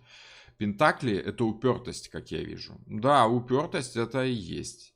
Консервативность, приверженность традиции, устойчивости. Но если вы уберете негативное ощущение из своего предложения, то упертость, скажем так, упрямство, да, вы хотели сказать, если так, как это, литературным русским языком, если выражаться. Упрямство. Упрямство это, конечно, как бы минус. А вот упорство это то же самое, только хорошо. Понимаете? Упрямство и упорство это то же самое. Разница только в эмоции, которую вы закладываете в это значение. Плюс либо минус. Хорошо либо плохо. Вот. Неплохо быть упорным, плохо быть упрямым. Прямой туз пентаклей – упорство, перевернутый туз пентаклей – упрямство. Вот вам и разница, понимаете? Причем в общем, в целом. Собственность, принадлежность. Люди стихии Земли ценят то, что им принадлежит. Страх выйти из зоны комфорта. Тут вы уже, скажем так, забегайте вперед. Там уже будут другие карты, да. В общем и целом, стихия Земли — это вот, скажем так, синтез всего этого. Это и страх выйти из зоны комфорта тоже. Но вот за это отвечает другая карта, да. Там, где конкретно за это. Туз как бы соединяет в себе все. Физическое здоровье, я уже говорил. Собственность и принадлежность. А вот по пентаклям, что мое, то мое. Что чужое, то не мое. Вот все люди Земли четко чувствуют, что принадлежит им, а что им не принадлежит. За счет этого они хорошо знают, как заработать. Вот. Физическое здоровье уже сказал. Ощущения. Вот те самые 5 чувств. Да, кто-то там мне помог, да, потому как я временами в рабочем состоянии какие-то простейшие вещи, формулы у меня вылетают, да. Это самое, как там, 5 чувств, да. Забыл опять. Ну ладно, долго искать. Обоняние, осязание, вкус, слух, зрение. А вот те самые 5 чувств. На самом деле 5 ощущений. Вот в русском языке часто путают теплое с мягким, ощущение и чувства. Материал, физика, опыт, навык, запас. Земля, смотрите, в землю все оседает. Все, что происходит, потом умирает, распадается, оседает в землю, глубоко в недра, накапливается, скапливается там. Вот, это как опыт. Все, что происходит в нашей жизни, оседает у нас где-то в памяти, глубоко внутри, и начинает являться нашим опытом. Это навыки, которые мы нарабатываем, когда мы делаем что-то первый раз, потом второй, потом третий. Повторение, вот это вот цикличное, как в аграрном обществе, да, каждый год мы повторяем одни и те же действия. Сеем, выращиваем, удобряем, как бы собираем, складируем. Вот те повторяющиеся действия по цикличности аграрной жизни, аграрного общества. Это и есть вот эта земля. Вот, повторение навыка. С каждым разом у тебя все лучше и лучше, и потихонечку ты создаешь запас. Вот запас твоих предыдущих действий — это и есть твой опыт, твоя земля, твой навык. И очень часто, когда у нас выпадает туз пентаклей в раскладе, мы говорим о том, что это опытный человек. Владение, имущество, это я уже сказал. Что твое, то твое. Деньги, вложения, накопления. Это, скажем так, материальная форма вашего опыта, ваших действий, ваших сил, затраченных времени, ваших товаров, всего-всего-всего. Вот он, пентакль. Почему? Потому что это материальное выражение чего-то. То, что можно в руки взять и поделиться. Накопление, опять же, потому что Земля имеет свойство накапливать. Секс, физическое влечение — это то, как Земля проявляет себя в отношениях между людьми. Это безопасность, опять же. Это последовательность, консервативность в отношениях, традиционность в отношениях. И, конечно, это то, что выражается в конкретном физическом материальном действии. Это секс и физическое влечение. Это гормоны и прочее. Вот это все, что влияет на наши чувства по отношению к людям. И вот пентакли, вообще, что такое пентакли? Пентакли — это какая-то штука, монетка, пластинка, деревянная, костяная, неважно, с каким-то символом. Это материальное выражение какой-то духовной идеи, которую мы закладываем на материальную основу. Это может быть защита от злых духов, это может быть какое-то религиозное изображение. Ближе всего к пентаклям, да, вот эти вот, как ювелиры называют, такое слово есть, мамка, да, то есть вот какое-то святое изображение, как это, иконка на груди, как это называется, я вот забываю, да, святая Богоматерь, либо какой-то лик святой, да, вот, круглые, раньше-то они были круглыми, а потом их уже начали делать какой-то другой формы, но форма не важна, важно то, что вот эта идея, чувство эмоциональное, воплощенное в какое-то физическое ощущение. Вот икона — это и есть такой видоизмененный пентакль. Это идея Христа, воплощенная в изображение, которое можно предъявить, показать. Вот, как-то так. Так, что у нас там, Образок, да, вот. Образа вообще, в принципе, иконы, это вот и есть тот самый пентакль. Изначально это было просто вот какой-то защитный амулет. Вот амулет и есть пентакль.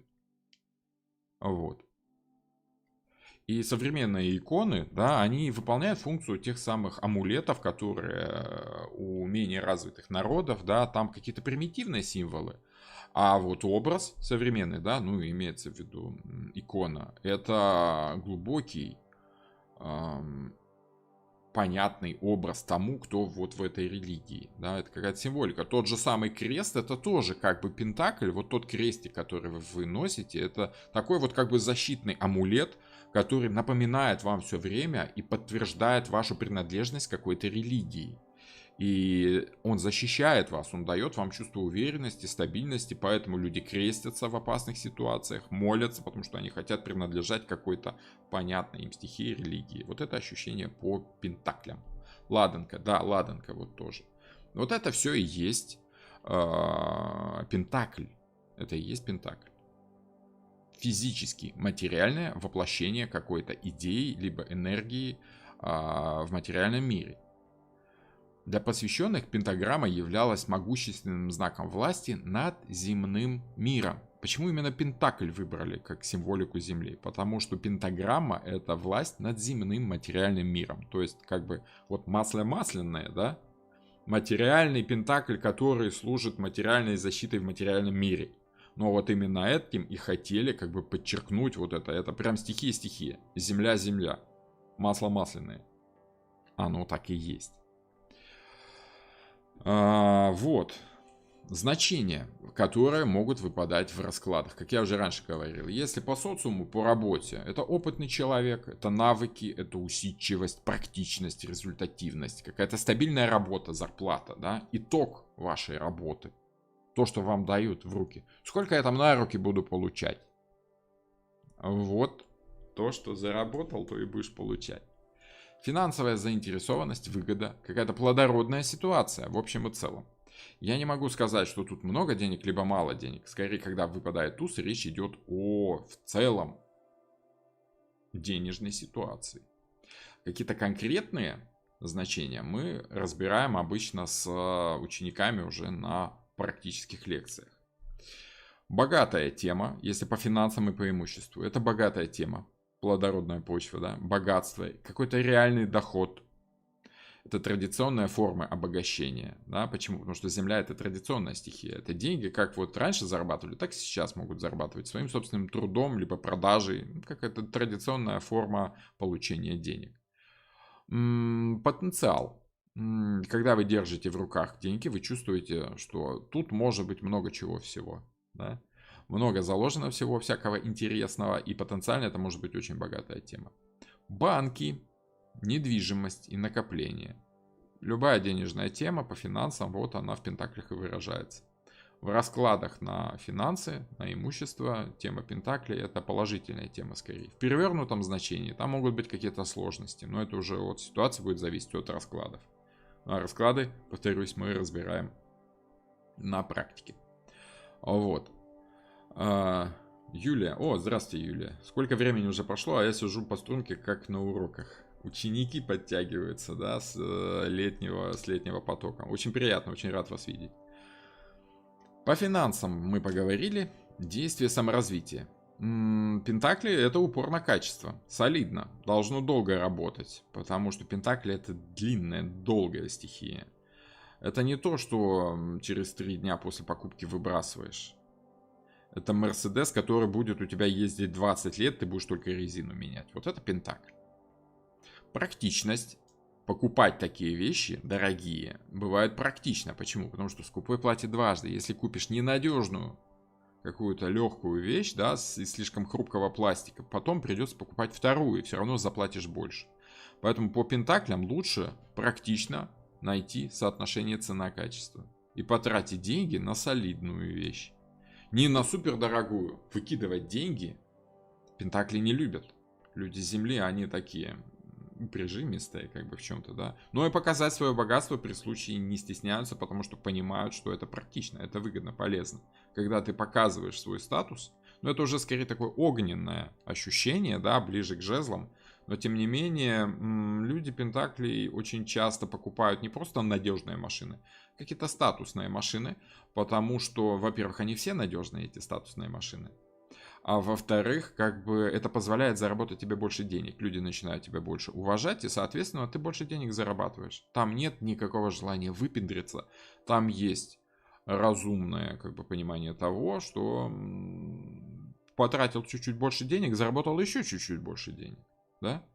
Из $1 сделать $2 очень сложно. А вот из 1 миллиона сделать 2 миллиона гораздо легче. Потому что возможностей больше. Поэтому не стоит бояться тратить. Но это то, чему учатся пентакли где-то в середине цикла. Там переход из пятерки в шестерку пентаклей. Об этом будем говорить попозже. В следующих лекциях. Телесная направленность, красота, искусство, физическое развитие. Это то, что нужно делать по тузу пентаклей. В целом обращать внимание на красоту. В целом обращать внимание на физическое развитие своей личности. В целом обращать внимание на телесную направленность вопроса, который вы рассматриваете. В чем дело? Дело в материале. Почему я так плохо себя чувствую? Съела что-то не то, скорее всего. Не какие-то психические, психологические проблемы. Тут нет, тут что-то какой-то реальный физическая причина. Продула, поэтому простудилась. Да, слишком легко оделась, поэтому простудилась. Живот болит, потому что съела что-то несвежее, что-то химическое, что-то такое вот. Упорно материальное. Оседлость и патриотизм. Опять же, как повернете, плюс и минус. Оседлость это может быть хорошо для кого-то, а для кого-то значит, что ты сидишь на одном месте, там столько возможностей сейчас можно взять, поехать в любой конец мира. Нет, я лучше буду дома сидеть, где родился, там и пригодился. По-разному можно смотреть на это. Кому-то наоборот, чувство патриотизма это любви к родине, да, и наоборот это лучше, чем там скакать там, как по колбасной эмиграции, да. Это вот вам говорит эмигрант, собственно. Хорошо, но в любом случае, если это выгодно, практично, то почему нет? По эмоциям, по личной жизни. Естественность, натуральность. Как природа наделила, так и хорошо. Да? Опять же, в отношениях это скорее секс и физическое влечение, уже говорил. Тело, какие-то комфортные, удобные, приятные на физическом уровне отношения. Приятный запах, да, который от партнера исходит. Теплые прикосновения. Вот. Шелковистые волосы. И прочее такое. Вот, физические какие-то ощущения. Традиционный брак. В раскладах на отношениях очень часто по пентаклям идут какие-то традиционные отношения. Но может быть и привычка, может быть беременность и ребенок, как некий материальный итог отношений. Из секса что получается? Дети родятся из секса. А вот по пентаклям тоже это надо помнить. Ага, мой муж стабильно покупает Audi. Ну, Audi это надежная машина. И я думаю, что он это понимает. Тем более, если он привык, то как бы этим тоже может объясняться. К сожалению, вынуждена покинуть интересную лекцию. Надеюсь, запись будет. Да, запись будет. Обязательно запись будет. Сколько мы уже? Ну, мы уже долго с вами. Давайте ускоримся немножко, да? Что у нас дальше? Огонь у нас дальше. Туз жезлов. Почему жезлы это политика, желание, инициатива, рост, развитие? Почему жезлы это символика политики в частности? Во-первых, жезлы это то, с помощью которого человек проходил большое количество пути. Это помощь в дороге. Это символ дороги движения, постоянного движения в любом случае. Это символ роста. Если мы возьмем карту, собственно, туз, да, вот мы видим, листики-то растут. Это что-то живое, растущее, постоянно движущееся. Живая, как бы, живой жезл. С другой стороны, жезлами пользовались поводыри, пастыри, да, в прямом и переносном смысле слова. И вот этот крючочек на конце, да, он служит для того, чтобы схватить за ногу овцу и вытащить ее там из расщелины, либо, ну, вот из места, в которое она там попала. Ну, в общем, направить ее в нужную сторону. Это жезл поводыря. Поэтому потихонечку, постепенно он стал символом власти. Покровительственной такой власти. Политика, короче. Вот. Какие-то ключевые слова. Желание, инициатива. Ну, потому как если у тебя есть желание, ты направляешь это желание на других людей, конечно. Проявляешь инициативу в каких-то действиях. Ты первый начинаешь действовать. Рост, развитие. Если у вас есть желание, значит, вам есть куда его направить. развить в какую сторону. Движение, динамика.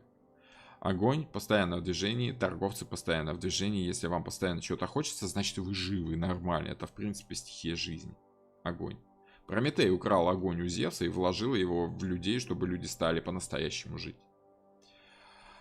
Еврейская звезда — это Пентакль. Звезда Давида вы имеете в виду. Там более глубокая символика. Посмотрите лекцию по рыбам, то есть по страшному суду, либо по страшному суду. Посмотрите лекцию, там есть про звезду Давида в том числе. Мода, общественное мнение. Жезлами управляются люди, да, те, кто создают моду, они управляют желаниями других людей. Я пока Рабан создал новую коллекцию, все, теперь все хотят у меня ее купить.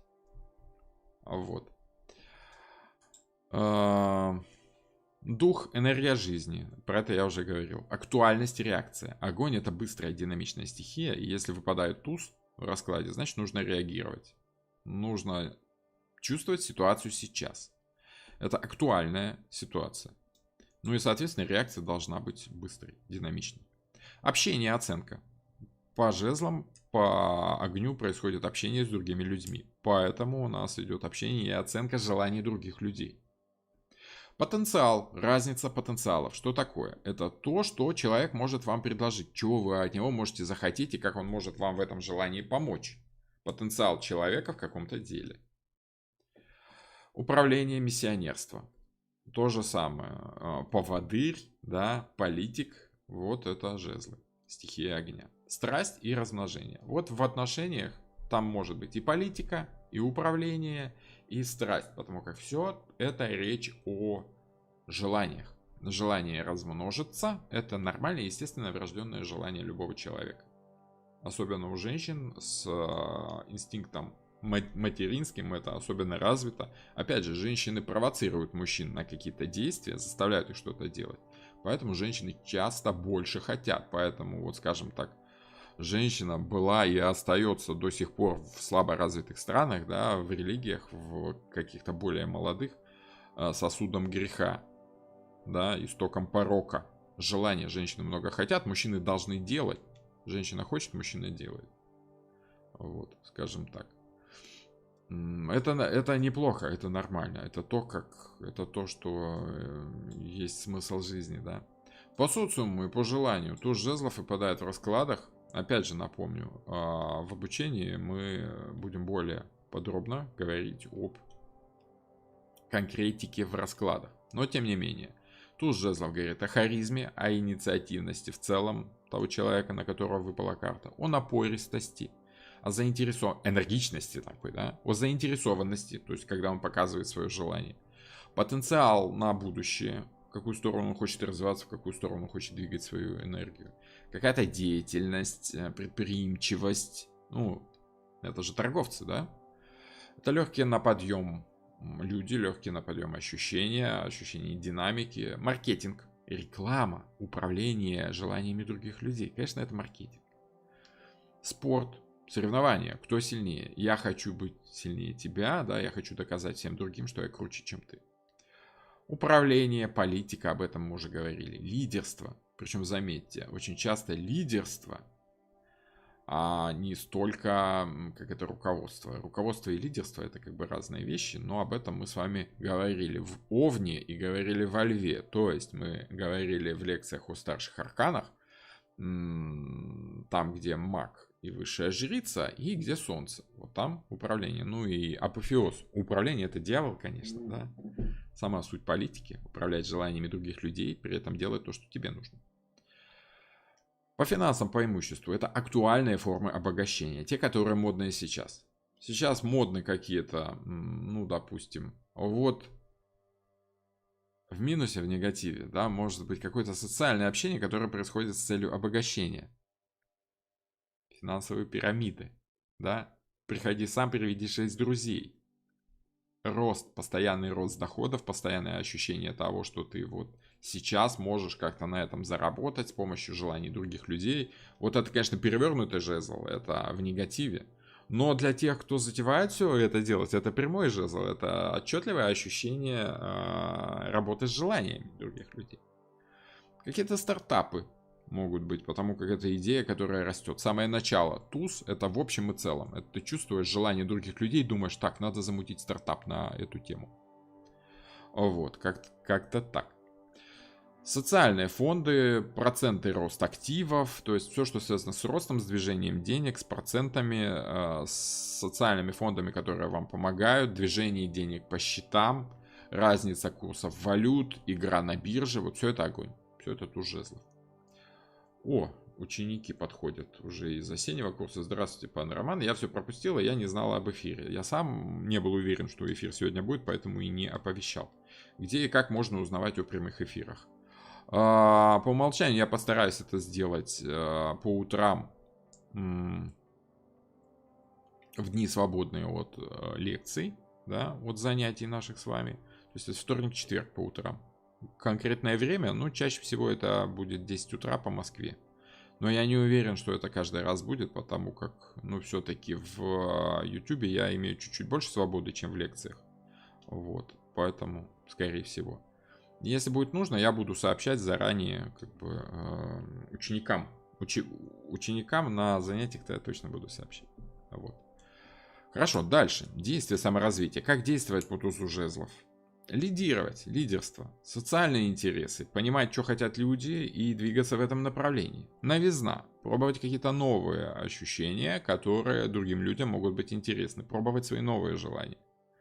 Энергичность, действовать нужно энергично, порывистость, ну, любого рода активные действия. Движение – это жизнь. Убедительность, умение заинтересовать. Это вот харизматичность, это понимание того, что хочет человек от тебя услышать, и умение грамотно сформулировать так, чтобы человек увидел свое желание в ваших словах. Харизматичность. В минусе это, конечно, конъюнктурщина, когда вы пользуетесь желаниями других людей и подстраиваетесь под них, забывая о своих желаниях. Это уже перевернутый туз жезлов, и в принципе, как бы жезлы, они такие динамично меняются, легко переворачиваются. Эмоции, личная жизнь, страстность и идейность, ориентир на общество. Вот все любят таких мужчин, я тоже буду любить таких мужчин. Да? То есть желание построить семью как ячейку общества, чтобы все другие смотрели и говорили, у вас такая крепкая семья, у вас такие милые дети, какие вы молодцы. Вот это отношение по жезлам. Страстное влечение, потому что хочется. Ларису Ивановну хочу, ну вот не могу и все. Прям думать не могу, как это, кушать не могу. Да? Вот. Семейные ценности, какие-то импульсивные отношения могут быть. Семейные ценности — это социальные ценности. А вот импульсивные отношения — это когда вам просто захотелось и все, и вы, не думая, ринулись в вот этот, как это, океан любви. Вот. Опять же, может быть беременность и ребенок, потому что тузы очень часто значат начало чего-то нового, а туз жезлов — это, в принципе, идея роста, зарождения, ростка чего-то нового, новой жизни, новой работы. Вот, как-то так. Колокольчик не сработал, через Телеграм узнала. Да, я вот в Телеграме обычно выкладываю. Там пока маловато человек, но в Телеграме я стараюсь чуть пораньше выложить, чтобы на всякий случай продублировать вот это оповещение от Ютуба, которое работает вообще, как им там Бог на душу положит. Вот у нас жезлы. Давайте постараемся успеть еще. И, конечно же, у нас есть еще две стихии, да? Мечи. Вот они какие красивые, да. Королева мечей вам, пожалуйста, в прямом смысле слова. Посвящение в какую-то принадлежность, в обязательства какие-то. Ты должен дать слово, если ты принадлежишь какой-то идее. Воздух — это разум, осведомленность, понимание того, что происходит. Ты не можешь воевать, если ты находишься в тумане. Если ты не понимаешь, что ты делаешь, воевать правильно ты не сможешь. Поэтому для любого воина, как-то воины разума, да? Вот разум — это главное качество воина. Осведомленность, умение считывать информацию. из мельчайших деталей. Вы знаете, есть такая штука, самураи как бы 80-го левела, да, самые крутые самураи, им порой сражаться друг с другом было не надо. Ну вот, мастера меча, они приходили, молча, церемониально садились друг напротив друга, там все движения отточенные, все как нужно, все как положено по японской. Вот японцы очень любят ритуалистику, прям вообще, фанаты ритуалов. И вот истинный мастер меча, он замечает все эти детали, он настолько умный, он знает, что куда надо смотреть, вот, что просто по движениям своего противника он может понять уровень этого противника, и свой уровень он тоже знает, и он чувствует, я сильнее его, либо слабее. Поэтому вот истинным мастерам меча даже драться было не нужно, чтобы выяснить, кто сильнее. Пришли, поклонились, сели, посмотрели друг на дружку, помедитировали как-то, прониклись, встали, поклонились, ушли. И каждый из них понял, кто сильнее. Там даже драться не надо. Самая лучшая война — это когда не нужно вынимать меч из ножен. Вот. Но, если уж приходится вынимать меч из ножен, ты должен понимать, куда ты им машешь. Разум, осведомленность, логика, слово. Да? Умение так сказать, чтобы человек тут же выполнил. Слушаюсь. Да? Вот это приказ, умение отдать приказ. Страх. Может быть, потому как информация несет не только как бы положительное, но и понимание того, что все плохо-плохо. Поэтому может быть и страх. Может быть как надежда на будущее, так и страх этого самого будущего. В любом случае это информация. Мысль, идея, расчет. Думаю, это и так понятно. Управление, контроль. Силовое воздействие на ситуацию. Ты пытаешься управлять, заставить ситуацию прогнуться под себя, потому что ты лучше знаешь, как правильно. Сила принуждения. Как это? Не умеешь — научим, не хочешь — заставим. Сила и принуждение — это когда, опять же, ты понимаешь, как лучше для тебя, для другого человека, и просто делаешь это. Без всяких там увещеваний, ну, пожалуйста, вот я понимаю, чего ты хочешь. Ты понимаешь, что нужно, и все. Берешь и делаешь. Справедливость партнерства — это когда происходит обмен информацией, кто что чего кому должен, и какие у вас общие цели, и как это все может двигаться дальше. Партнерство — это взаимодействие двух сил. В каждой силе есть противодействие. Каждому действию есть противодействие, да? Это вот основные законы, которые кроме физики распространяются и на весь наш мир. Понимание того, что если ты что-то делаешь, будет какая-то реакция. Ты должен быть готовым к этой реакции. И если это твой друг, то реакция будет положительная. И ты тоже должен рассчитывать какие-то свои действия из-за того, что рядом с тобой есть какой-то человек. Договариваться. Перспектива, будущее. Когда ты что-то планируешь, ты должен быть как бы там, дальше, предугадывать действия противника. Ну и ментальное здоровье — это разум. Если пентакли — это разум. Если пентакли — это здоровье физическое, жезлы — это здоровье скорее духовное, да, здоровый дух — это здоровое желание что-то делать, да. Ментальность — это разум, здоровье разума. Вот. Ты логичный, ты умный, ты не дурак, скажем так. Ментально здоровый человек. Социум и желание. Знание, информированность, желание управлять — это уже то, что в раскладах выпадает. Контроль, обучение, любого рода работа с информацией и фактами. Логика, может быть научная работа. Могут быть силовики и преступники. Причем силовики и преступники действуют одними и теми же методами. Хитрыми и силовыми. То есть умными, расчетливыми, ну и, собственно, воздействующими. Только как бы прямой меч — это за нас, это как бы милиционер, да, полицейский, КГБшник, ФСБшник, такой, который защищает родину. А перевернутый — это силовик, который действует там себе в карман, действует, да, заставляет нас силой делать что-то. Это преступник, это вот эти самые оборотни в погонах, но это и просто преступники, да, которые силой заставляют отказаться нас от нашего имущества, от наших желаний, либо принудить нас к каким-то желаниям. Насилие идет по перевернутому мечу. Силовое воздействие идет по прямому мечу. Силовое воздействие может быть правильным. А вот насилие, оно всегда идет по перевернутому мечу. Насилие, оно как бы воспринимается эмоционально людьми негативом.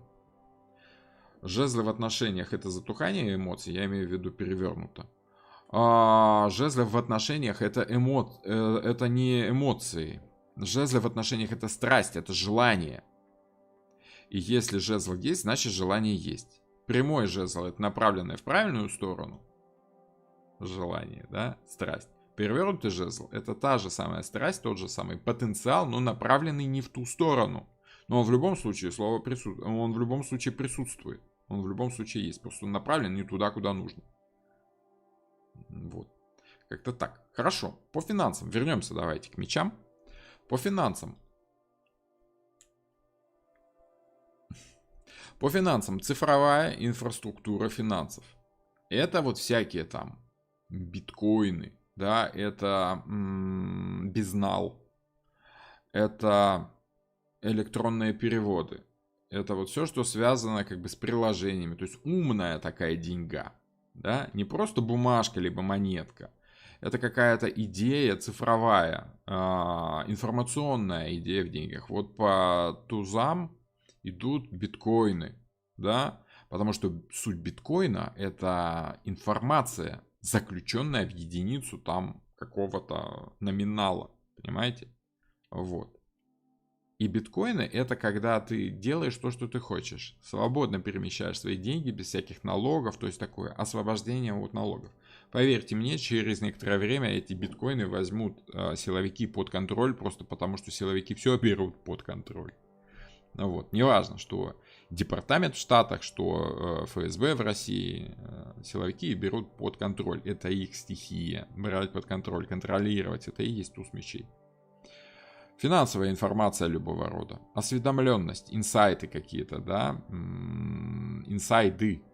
Я вот более четко хочу выговорить, потому что это информация, которая приходит и помогает вам в чем-то. Приходит откуда-то изнутри, инсайт изнутри. Судебные разборки, договора и бумаги, вот связанные с имуществом, с недвижимостью. Упор на знания, если мы берем действие и саморазвитие. Думать головой нужно, читать, учиться, изучать, логично действовать. Гармонично балансировать. Не просто вот упираться в одно, а понимать умом, что как бы питание должно быть сбалансировано. Да? Нужно взять еще что-то в довесок. Сбалансировать — это значит найти вторую сторону, найти противодействие той стихии, которая может быть слишком сильно направлена куда-то.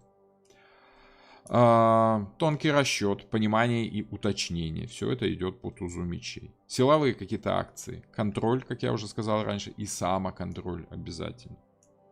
Вот. По эмоциям, по личной жизни — это искусственность. Потому как это умная стихия такая созданная, да. Идея, воплощенная как бы в жизнь. Воплощается она, конечно, через пентакли. С помощью других стихий, но идея, понимание того, что ты хочешь сделать, идет по мечам. То есть ты создаешь то, что ты хочешь, сначала у себя в голове, искусственно как бы, а потом уже реализуешь. Каждому действию должна предшествовать мысль, разумное понимание того, что ты действуешь. Осознанность, осведомленность о своих действиях. Интерес к интеллекту в личной жизни может быть. Тут вот идет влюбленность, как я сказал уже раньше, именно по интеллектуальному признаку. Управление и контроль. В семье кто-то кем-то обязательно управляет и кого-то контролирует, даже если это детей контролирует, либо там жена мужа, муж жену. Но по правильному мечу они это делают аккуратно, помогая другому человеку. Вот. Что еще? Дружеское общение. По мечам. Обмен информацией. Это дружеское общение. Общие интересы какие-то могут быть. Разум. Это понятно. Провокационные какие-то отношения. Когда интересна острота в отношениях, и ты начинаешь как бы давить на другого человека, заставляя принимать твою точку зрения из интереса, прогнется или нет. Вот. Это придает остроты отношениям, и очень многим людям это интересно. Нравится. И ничего плохого в этом нет. Нетрадиционный брак, потому что это новое что-то такое. Это когда ты идешь наперекор обществу. Вот вы хотите так, а я все равно сделаю то, что мне хочется, то, что мне нужно. По мечам часто идут разводы. Если прямой меч — это логичное понимание, как решить ситуацию, если дело идет к разводу, то туз мечей скажет, что это скорее спокойный развод, где давай расстанемся друзьями, спокойно разделим имущество, вот, и, ну, по-умному сделаем. А вот перевернутый меч — это может быть развод такой острый, да, то есть через суд, с руганью, с драками, такое вот нехорошее что-то. Слишком силовое решение вопроса. Ну, фиктивный брак — это уже там такое значение одно из дополнительных. Про друзей я уже сказал. Вот, фиктивный брак почему? Потому что нужно как-то силой решить какие-то вопросы, хитростью, умом, да, по бумажкам, по документам, как бы мы с собой будем муж с женой, а так будем просто друзья, да. Вот. Добрый день. Здравствуйте, здравствуйте всем. Здравствуйте. Да, уже как бы мы потихонечку начинаем заканчивать, но у нас еще кубки. Вот. И лекции будут продолжаться, да, раз я уж нашел себе силы. Ну вот сегодня такая лекция длинная, да, вы уже видите, чувствуете, просто потому что тузы — это стихия в целом, и нужно про все сказать в этой стихии. Дальше уже там по двойкам, тройкам, пятеркам будет попроще скакать. Вода. Неопределенность, мистика, эмоции, любовь, подсознание, интуиция, вера. Вот это все, что содержится в воде, скажем так. Почему? Потому как вода объединяет, размывает какие-то границы. А в воде что-то прячется. Вы чувствуете, что мы оттуда пришли. Это какое-то прошлое, это какое-то будущее, куда мы уйдем. Это что-то такое, что глубоко в глубинах, да, и влияет на нашу жизнь. Хотя может быть неосязаемым и неощутимым, и очень сложно сформулировать все, что идет по воде. Потому как вода, она текучая, пластичная, ей передать форму очень сложно. Вот. Для того, чтобы понять свои эмоции, нужно отказаться от своих желаний. Убираем огонь из этого вот, из квартета стихий. У нас становится холоднее. Если мы уберем огонь еще дальше, мы включим больше воздуха, да, больше логики, то Земля подключится к воде, станет твердой вода, замерзнет, и тогда она приобретет некую форму. Вот желания подтапливают как бы наши эмоции, да, и мы перестаем понимать.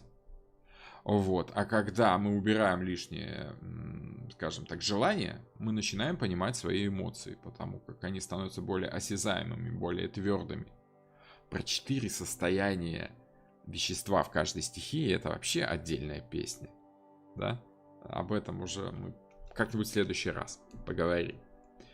Но в любом случае, воду очень сложно сформулировать, но очень легко прочувствовать. Поэтому кубки — это то, что мы чувствуем, но то, что не можем объяснить другому человеку. Вот тот религиозный экстаз, который мы сами прекрасно ощущаем, когда начинаем рассказывать другому человеку, чуть непонятно, как-то размыто ты формулируешь. Ну и извините, это водные ощущения, их невозможно четко сформулировать. Карты Таро, кстати, это водная стихия, водная тема. И очень сложно сформулировать свои ощущения по картам Таро просто потому, что это вода. Она вот между пальцев вытекает еще быстрее, чем песок. Тем не менее, это душевное здоровье. Есть духовное здоровье, да? Есть ментальное здоровье, есть здоровье физическое, а есть здоровье душевное. Это когда у тебя все хорошо с доверием к будущему. Когда у тебя нет депрессии. Это когда ты любишь свою жизнь, скажем так. Когда ты доверяешь тому, что все будет хорошо. Доверяешь, ну, скажем так, Богу, если видеть это с религиозной точки зрения. Чувство, то самое шестое чувство, то самое неосязаемое, неощутимое. Поэтому 5 чувств — это ощущения, их можно ощутить. А вот шестое чувство, его ощутить нельзя. Зато мы его прекрасно в себе, видим, да, оно же помогает нам, значит, оно же есть. Ухватить, объяснить его мы не можем, но это и есть та самая вода, те самые эмоции. Наша эмоциональная реакция на ситуацию и есть то самое шестое чувство. И вот оно иррациональное и несистемное. Это противоположность системе. Это просто понимание того, что временами как бы просто что-то происходит, потому что оно происходит. По-другому быть не может. Душа, духовность. Вот то сложно определимое, сложно формулируемое понятие. Пожалуйста, то же самое. Любого рода религия, эзотерика и таинство, оно все идет в систему воды. Что такое вера вообще, если мы будем рассматривать? Ну, во-первых, стоит вам посмотреть лекции по старшим арканам, по Иерофанту. Там будет отсылка вот к этой картинке. Понимание того, что такое кубки. Кубок — это средство, которое переносит нас в другой мир, позволяет нам, ну не то чтобы в астрал выходить, позволяет нам прикоснуться к таинствам. Изначально, ну, как бы считается, что религиозное чувство люди испытали впервые после употребления какого-то рода психоактивных веществ. В элевсинских мистериях, да, в Древней Греции, опять же, это к Иерофанту все. Элевсинские мистерии — это обряды инициации в культах богини плодородия Диметрии Персефоны, которые проводились ежегодно в Элевсине, около Афин, в Древней Греции, и из всех древнегреческих обрядов считались самыми важными. Что там делалось? Им иерофанты, собственно, самые главные жрецы в этих элевсинских мистериях, давали участникам этих мистерий давали определенный напиток, кикеон, из ячменя и мяты. Почему он так воздействовал? Потому что там была спорынья, ну, грубо говоря, черная плесень, да, которая в культурах земледелия присутствует часто, потому как мы храним вот это зерно в амбарах, амбары временами подтапливаются, бывают сырыми, и когда мы вынуждены как бы есть вот это подпорченное чуть-чуть зерно, оно может влиять на наше сознание, ощущения, и человек преисполняется божественным чувством, начинает чувствовать этот мир напрямую, без всякого разума, понимать какие-то вещи напрямую, без ограничений формы, скажем так. Поэтому это то чувство, которое дает измененное состояние сознания. Вера. Мы верим просто потому, что чувствуем это. Мы не то чтобы верим, мы начинаем знать это. А вот почему мы верим священникам? Потому что они-то чувствуют напрямую. Правильный священник может войти в божественное чувство единения с Богом, да, без всяких веществ. На Востоке это развита культура медитации, культура погружения в себя, ощущения, вот этот дзен-буддизм и прочее такое. Там как бы никакие психоактивные вещества-то и не нужны. Но в европейской культуре это было распространено. Викинги кушали мухоморы и прочие отвары, да, общались там с богами битвы, если он берсерк, с богами другими, если он там этот самый шаман, как это, друид, да, вот, отвары всякие интересные пили. Посмотрите фильм «Ной». Там вот Энтони Хопкинс играет деда или прадеда Ноя, да, вот он тоже варил чай специально, чтобы Ной мог общаться с Богом. Посмотрите кино «Блуберри», да, вот про вестерн, про индейского шамана, который помог главному герою забороть свой внутренний там, ну, это долго рассказывать. Вот, но суть в том, что вот это божественное чувство религиозного экстаза приобретается обычно употреблением какого-то напитка. То же самое, почему Дионис, Бахус, бог мифологии, младший из олимпийцев, бог растительности, виноградарства, виноделия. Да? Чаши — это любовь, когда человек выпивает, воздействует на свой организм алкоголем, он усиляет свои эмоции. Вы сами знаете, что для того, чтобы еще больше порадоваться за молодоженов, нужно выпить как бы 3-й, 5-й, 10-й тост. Тогда алкоголь усилит ваши эмоции, вы будете отчетливо радоваться происходящему. Но если вам грустно, на похоронах 2-3 рюмки заставят вас расплакаться в конце концов, потому что усиливают все наши эмоции. Если вы грустите, они усиливают наши грустные эмоции. Вот, как в каком-то фильме было. Бар тоска зеленая. И туда заходишь, и в самом деле люди сидят такие, выпивают, чтобы глубже прочувствовать свою тоску. Вот. Вот так же, и, кстати, Бахус или Дионис был также богом еще и вдохновения и религиозного экстаза.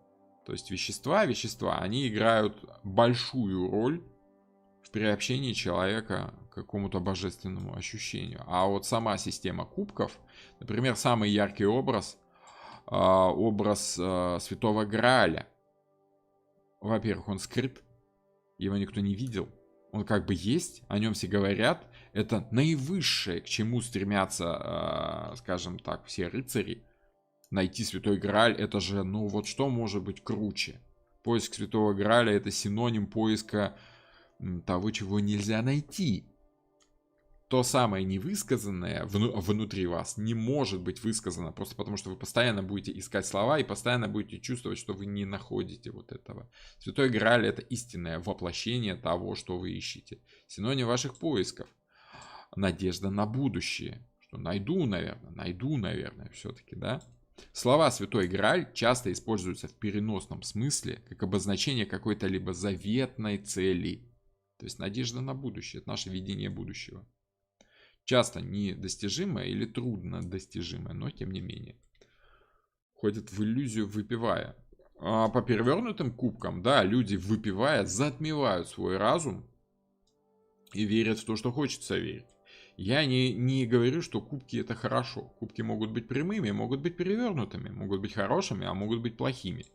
Человек в веществах, ну в алкоголе, допустим, может находить как вдохновение, да, так и погибель свою может находить, когда не может отцепиться от привязанности к этим эмоциям, которые вызывает у него алкоголь тот же самый, либо психоактивные вещества. Вот. Поэтому как бы осуждаю, не одобряю, да, все хорошо в меру. По социуму и по желанию кубки. Интуиция. Доверие, талант и одаренность, потому как чувствуете, что заложено в человеке внутри много, и он может это как-то в какой-то момент с глубин океана достать. Эмпатия, когда вы чувствуете человека напрямую, без всяких слов. Клиентоориентированность — это следствие эмпатии. Если вы чувствуете, что нужно клиенту, вы понимаете, как вам подстроиться под это дело, да? Там не то чтобы желание чувствовать, а вот прям чувствуете.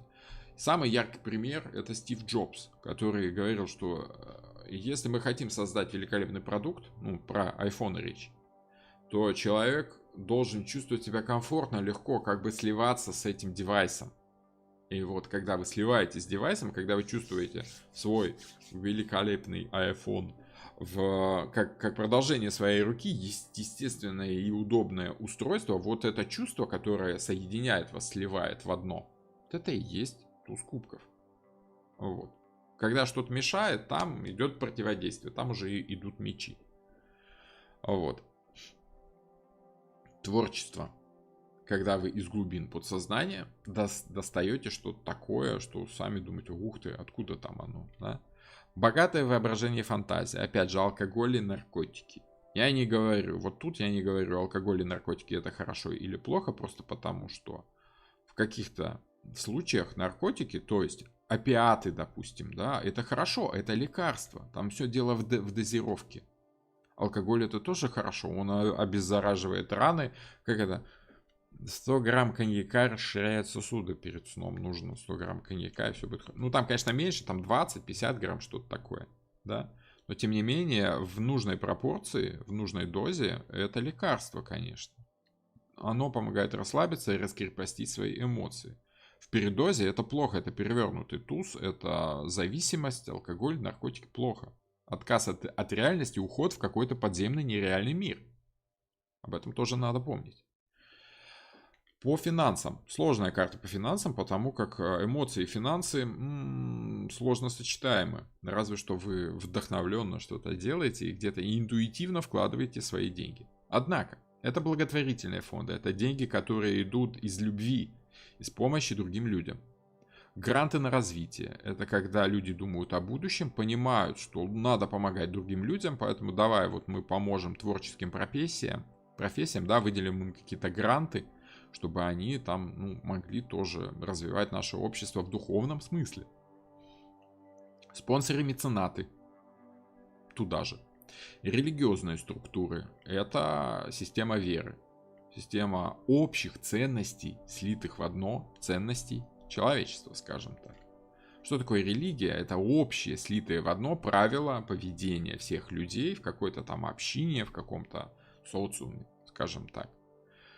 Это, скажем так, общая вера, это кубки. Общая религия – это пентакли, потому что религия – это форма этой самой веры. Форма, которую приобретает эта самая вера. А вот вера, сама истинная, она по кубкам идет. Волонтерство. Добровольная помощь другим людям из любви. Потому что, ну, вы эмоционально реагируете на то, что там кошечкам, собачкам плохо, да, нужно приехать, привезти им еды какой-то в приют и прочее, прочее. Безвозмездная помощь или donation. Это вызывает эмоции, конечно, и это обычно на эмоциях. Вот Татьяна Коп мне сегодня 5 евро прислала, хотя в этом абсолютно нет необходимости. И да, вызвало у меня вот это эмоциональное теплое чувство признательности за то, что она вообще не обязана была делать и сделала просто на эмоциях. Ну вот захотелось и вот сделала, да, какая-то эмоция положительная пришла. Поделиться с другим человеком тем, что имею, просто потому, что мне приятно. Вот как-то так. Это donation. Donation идет по кубкам. Действие и саморазвитие. Эмоциональность. И тут уже сами смотрите, хорошо это или плохо. Для кого-то развивать свои эмоции хорошо, а для кого-то, наоборот, нужен контроль над эмоциями. Потому что эмоции очень часто могут захватить разум человека. Капризность. Вот это перевернутый туз, скорее, когда эмоция в самом деле захватывает вас, и вы не контролируете свои действия, потому что тут хочу, тут не хочу, ну вот это вот все. Сами понимаете, что такое капризы. Интуитивность и фатализм. Интуитивность – это подсознательное, интуитивное чувство, видение того, что там будет. Поэтому фатализм очень часто является результатом вот нашей веры в то, что все взаимосвязано. Раз все взаимосвязано, значит ты очень маленький в своей жизни. Раз оно все взаимосвязано, значит все влияет и на твою жизнь, поэтому лучше приспособиться, не спорить, не высовываться, потому что, ну вот, судьба такая, все оно все равно тебя заборет. Вот, что бы ты там не хотел. Это, конечно, перевернутый кубок, это вот фатализм такой, который обессиливает и иссушает эмоции. Духовное развитие, красота и искусство. Ну, тут пояснять не надо. Эмпатия, я уже говорил, любовь и покровительство по кубкам и есть, когда мы выходим в нашем божественном экстазе, в божественном приобщении к великому непознанному, чувствуем это все. Мы понимаем на каком-то уровне, что все люди братья, просто некоторые еще и сестры, да? Вот, что все мы, как это, суть пальцы на божественной руке. То есть каждый из нас это вот отдельный палец, да? Вот, отдельный палец. Но тем не менее, все мы часть единого организма, все мы одно. Поэтому идет любовь, покровительство, эмпатия, ожидание, вдохновение, это приобщение к этому великому, которое дает тебе какие-то идеи. Возвышенность и философствование туда же. Что такое философия? Это система взглядов на мир, мировоззрение. Это присуще человеческому существу в принципе. Верить во что-то, что является системой. Как насчет шаманов, которые погружаются в транс с помощью погремушек и бубна? Это тоже кубки. Да, это кубки, просто там идет еще, в каждой системе есть свои методы, у каждого человека есть свои методы. Шаманы погружаются, если вы в курсе, шаманы еще перед этим делом еще и крепко принимают чего-нибудь. Вот. Если вы думаете, что есть шаманы, которые только с помощью бубнов, да, там скачут и приводят себя в экстаз, да, это есть. Это физическое воздействие на свой организм, и организм определенным образом начинает реагировать на физическое воздействие, на определенный ритм, на определенный тембр звука, на определенное повторяющееся действие, на ритм дыхания. Холотропное дыхание, пожалуйста, это физический метод воздействия на ваши эмоции. Суфизм есть такое подразделение в этой самой в исламе, да, Вот они крутятся на одном месте. У них еще такие, как бы, одежда в виде таких длинных балахонов, либо как платьев, шапка такая острая. И они на одном месте крутятся, крутятся, крутятся, крутятся. Очень красиво это выглядит. Это как бы такой, даже не танец, это они просто крутятся на одном месте. Они таким образом приводят себя в состояние измененного сознания, вот физическими методами, головокружением, как бы они начинают приобщаться. Разум уходит на задний план, на передний план выходят вот те самые кубки эмоций. Человек напрямую начинает просто чувствовать все, что происходит вокруг. Приобщается напрямую к этому, подключается как бы, да, вот, к системе. Вот. Спонсоры меценаты — это разве не 6 пентаклей? 6 пентаклей, спонсоры и меценаты, это когда человек понимает логику, когда человек понимает выгоду этих действий. По всем кубкам идет просто любовь к ближнему. Скажем так, шестерка пентаклей — это одна из сторон. Просто мы в одной из предыдущих лекций с учениками как раз и обсуждали вот шестерку пентаклей, и там идет спонсорство и меценатство. Но это не значит, что все спонсорство и меценатство сидит только в одной шестерке пентаклей. Сам общий принцип меценатства — это помощь другим людям, потому что ты чувствуешь, что люди как бы суть одно. Ты просто любишь помогать другим людям, потому что любишь других людей. Хорош тот спонсор и меценат, который любит людей. Но вот спонсору любить людей не обязательно. Он спонсирует, чтобы потом заработать. А вот меценат, вот в нем кубки уже присутствуют в полный рост, потому что меценаты как бы эмоционально действуют с помощью шестерки кубков.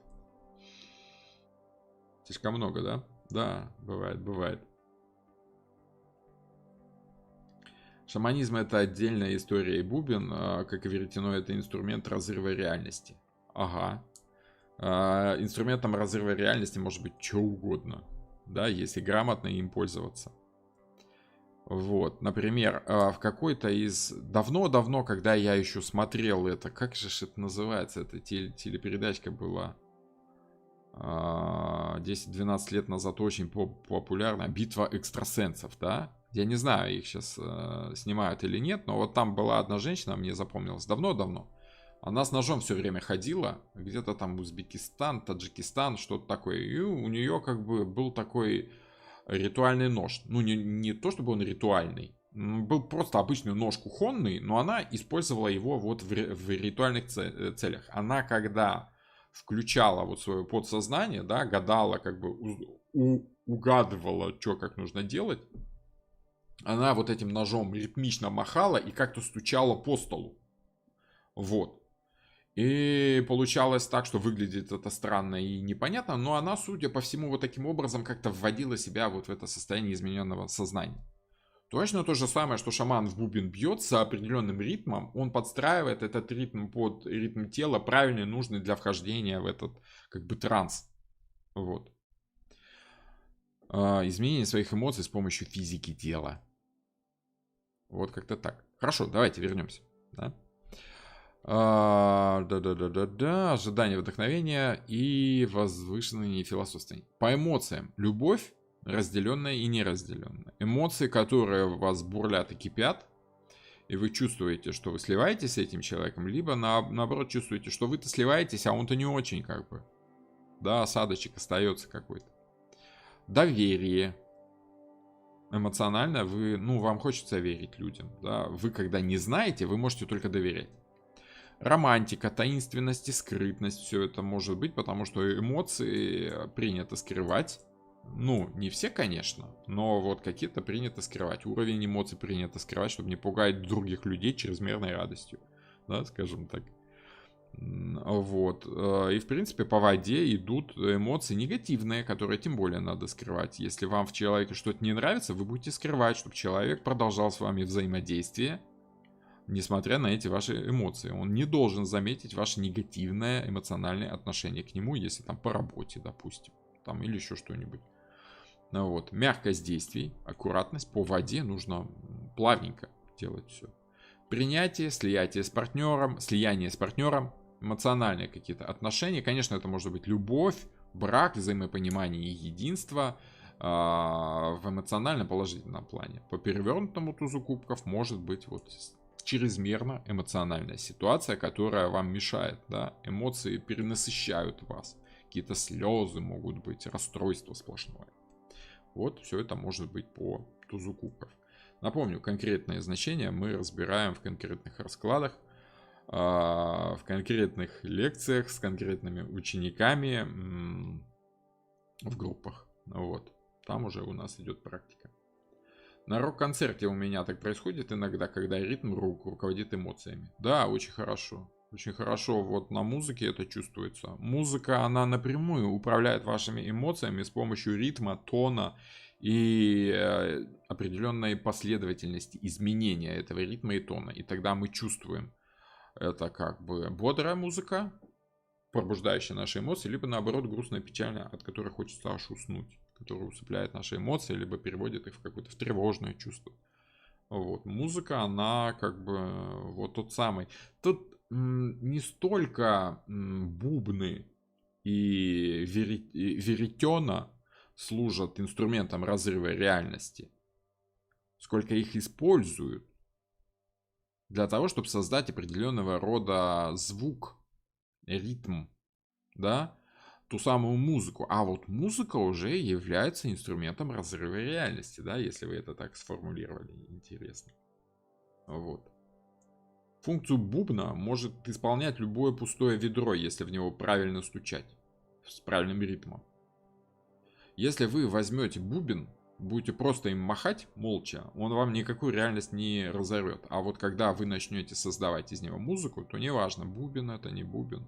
Ну, конечно, правильный бубен у правильного шамана должен быть прям настроен так, чтобы он правильный звук издавал, чтобы это был низкий глубинный звук, который создает не только вот слышимые звуки, но и какие-то вибрации, которые мы воспринимаем всем телом, инфразвук этот, да.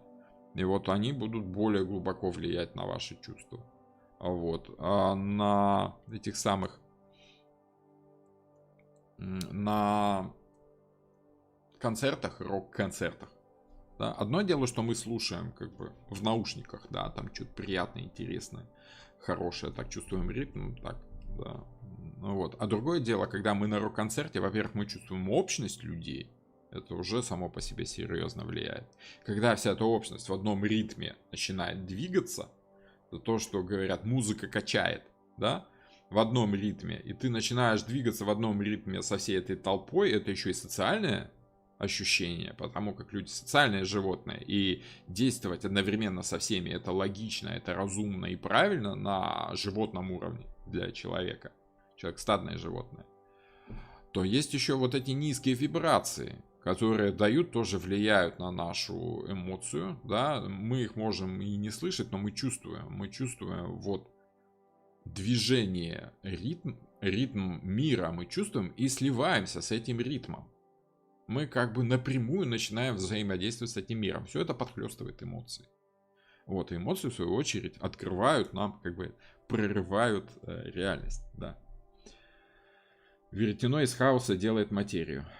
Из овечьей шерсти нитку. Окей, да, ну, я понял вашу символику, да, логично, хорошо. Но это скорее веретено, это скорее мечи, это скорее воздух, это силовое воздействие, разумное воздействие. Как это? Вначале был хаос, да, а потом стало слово. То есть вначале было слово. Слово было, ну, вначале не было ничего, да, то есть хаос. А потом было слово. Слово — это определенный порядок звуков. Это определенный порядок, определенный разумный порядок, определенный разум действия. Сначала появился разум, да, сознание зародилось. Вот это сознание, разум и есть это веретено, которое вот из этого хаоса, из овечьей шерсти, хаотической, сплетает какую-то логику, повторяющуюся по нитке события, да, действия, какую-то логику. Это мечи, это действие, разум. Поэтому веретено — это скорее мечи. А вот бубен, да, это скорее кубки. Потому как они воздействуют, ну там и пентакли, и кубки, да, потому как все-таки музыка — это кубки. А вот сам бубен, как инструмент физический, это, конечно, пентакль. И, скажем так, физическое воздействие на наш организм, это тоже идет по пентаклям. Как-то так. Хорошо, спасибо за овечью шерсть и нитку. Это хороший образ. Что за перевернутая буква М на кубке? Это не перевернутая буква М. Это прямая буква В. W. Wait. Вот. Wait это, ну, как это... авторство, автор колоды. Если вы возьмете игровую колоду, на тузах принято рисовать... И раньше было принято на двойках. Сейчас принято, ну, в современном мире, а 1910 год это уже скорее новое время, да? Раньше было принято рисовать полиграфические данные на двойке пентаклей чаще всего. Потому что там такая ленточка, и на ленточке было удобно разместить, как это, Марсель, да, такой-то, такой-то. А вот В на кубке это символика автора колоды Артур Уэйт. Вот, W. Вот.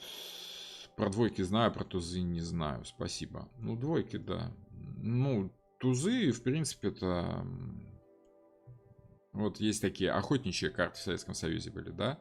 С этими... С рожками, с ружьями, там с чем-то таким. Там еще короли и королевы такие были интересные в разной стилистике, да? И вот на тузе... Очень часто туз просто, да, там туз такой, такой, такой. А четвертый туз, он всегда такой в красивой такой виньетке, да, с чем-то таким. То есть он как-то выделялся. Мы когда в детстве играли в дурака, да, у нас все тузы были равны, а вот туз, по-моему, червей, да, ну, сердечек, вот он в виньетке в этой, он считался как бы самый крутой туз. Потому что он самый красивый, самый ярко украшенный. Это вот традиция на... туз наносить данные автора, данные полиграфии, ну, как бы в рекламных целях, да. Эту колоду создал тот-то, тот-то. Красивейшие карты были. Но там скорее, знаете, карты как карты. Карты Таро сейчас такие красивые, и сейчас много красивых карт делают. Дело в том, что в детстве-то, во-первых, у нас в Советском Союзе особо выбора-то не было. Вот. А во-вторых, ну, раньше-то и пломбир был вкуснее, и трава зеленее. Поэтому и кажется, что то, что было раньше, то красивше. Потому что сознание человека стремится сохранить какой-то положительный опыт. И запоминаются положительные эмоции. Отрицательный организм убирает, забывает, старается забыть. Поэтому нам кажется, что раньше было лучше. От при Сталине был порядок. Не то, что сейчас. Да? Хорошо, шутки шутками, но на этом будем заканчивать, потому как уже 2,5 часа. Ой-ой-ой-ой, мне же теперь нужно будет обрезать и выложить. Хорошо, ну что, рад был вас всех видеть. Если есть какие-то вопросы по консультациям, по обучению, все контакты есть в описании к этому видео. Пишите в WhatsApp, нужно будет, чем сможем, поможем, объясню, что и как, если у вас там какие-то проблемы, проконсультирую, если надо. В общем, звоните, пишите, шлите переводы и продуктовые посылки. Добренько. Все, желаю вам удачи. Всем спасибо, и я удаляюсь.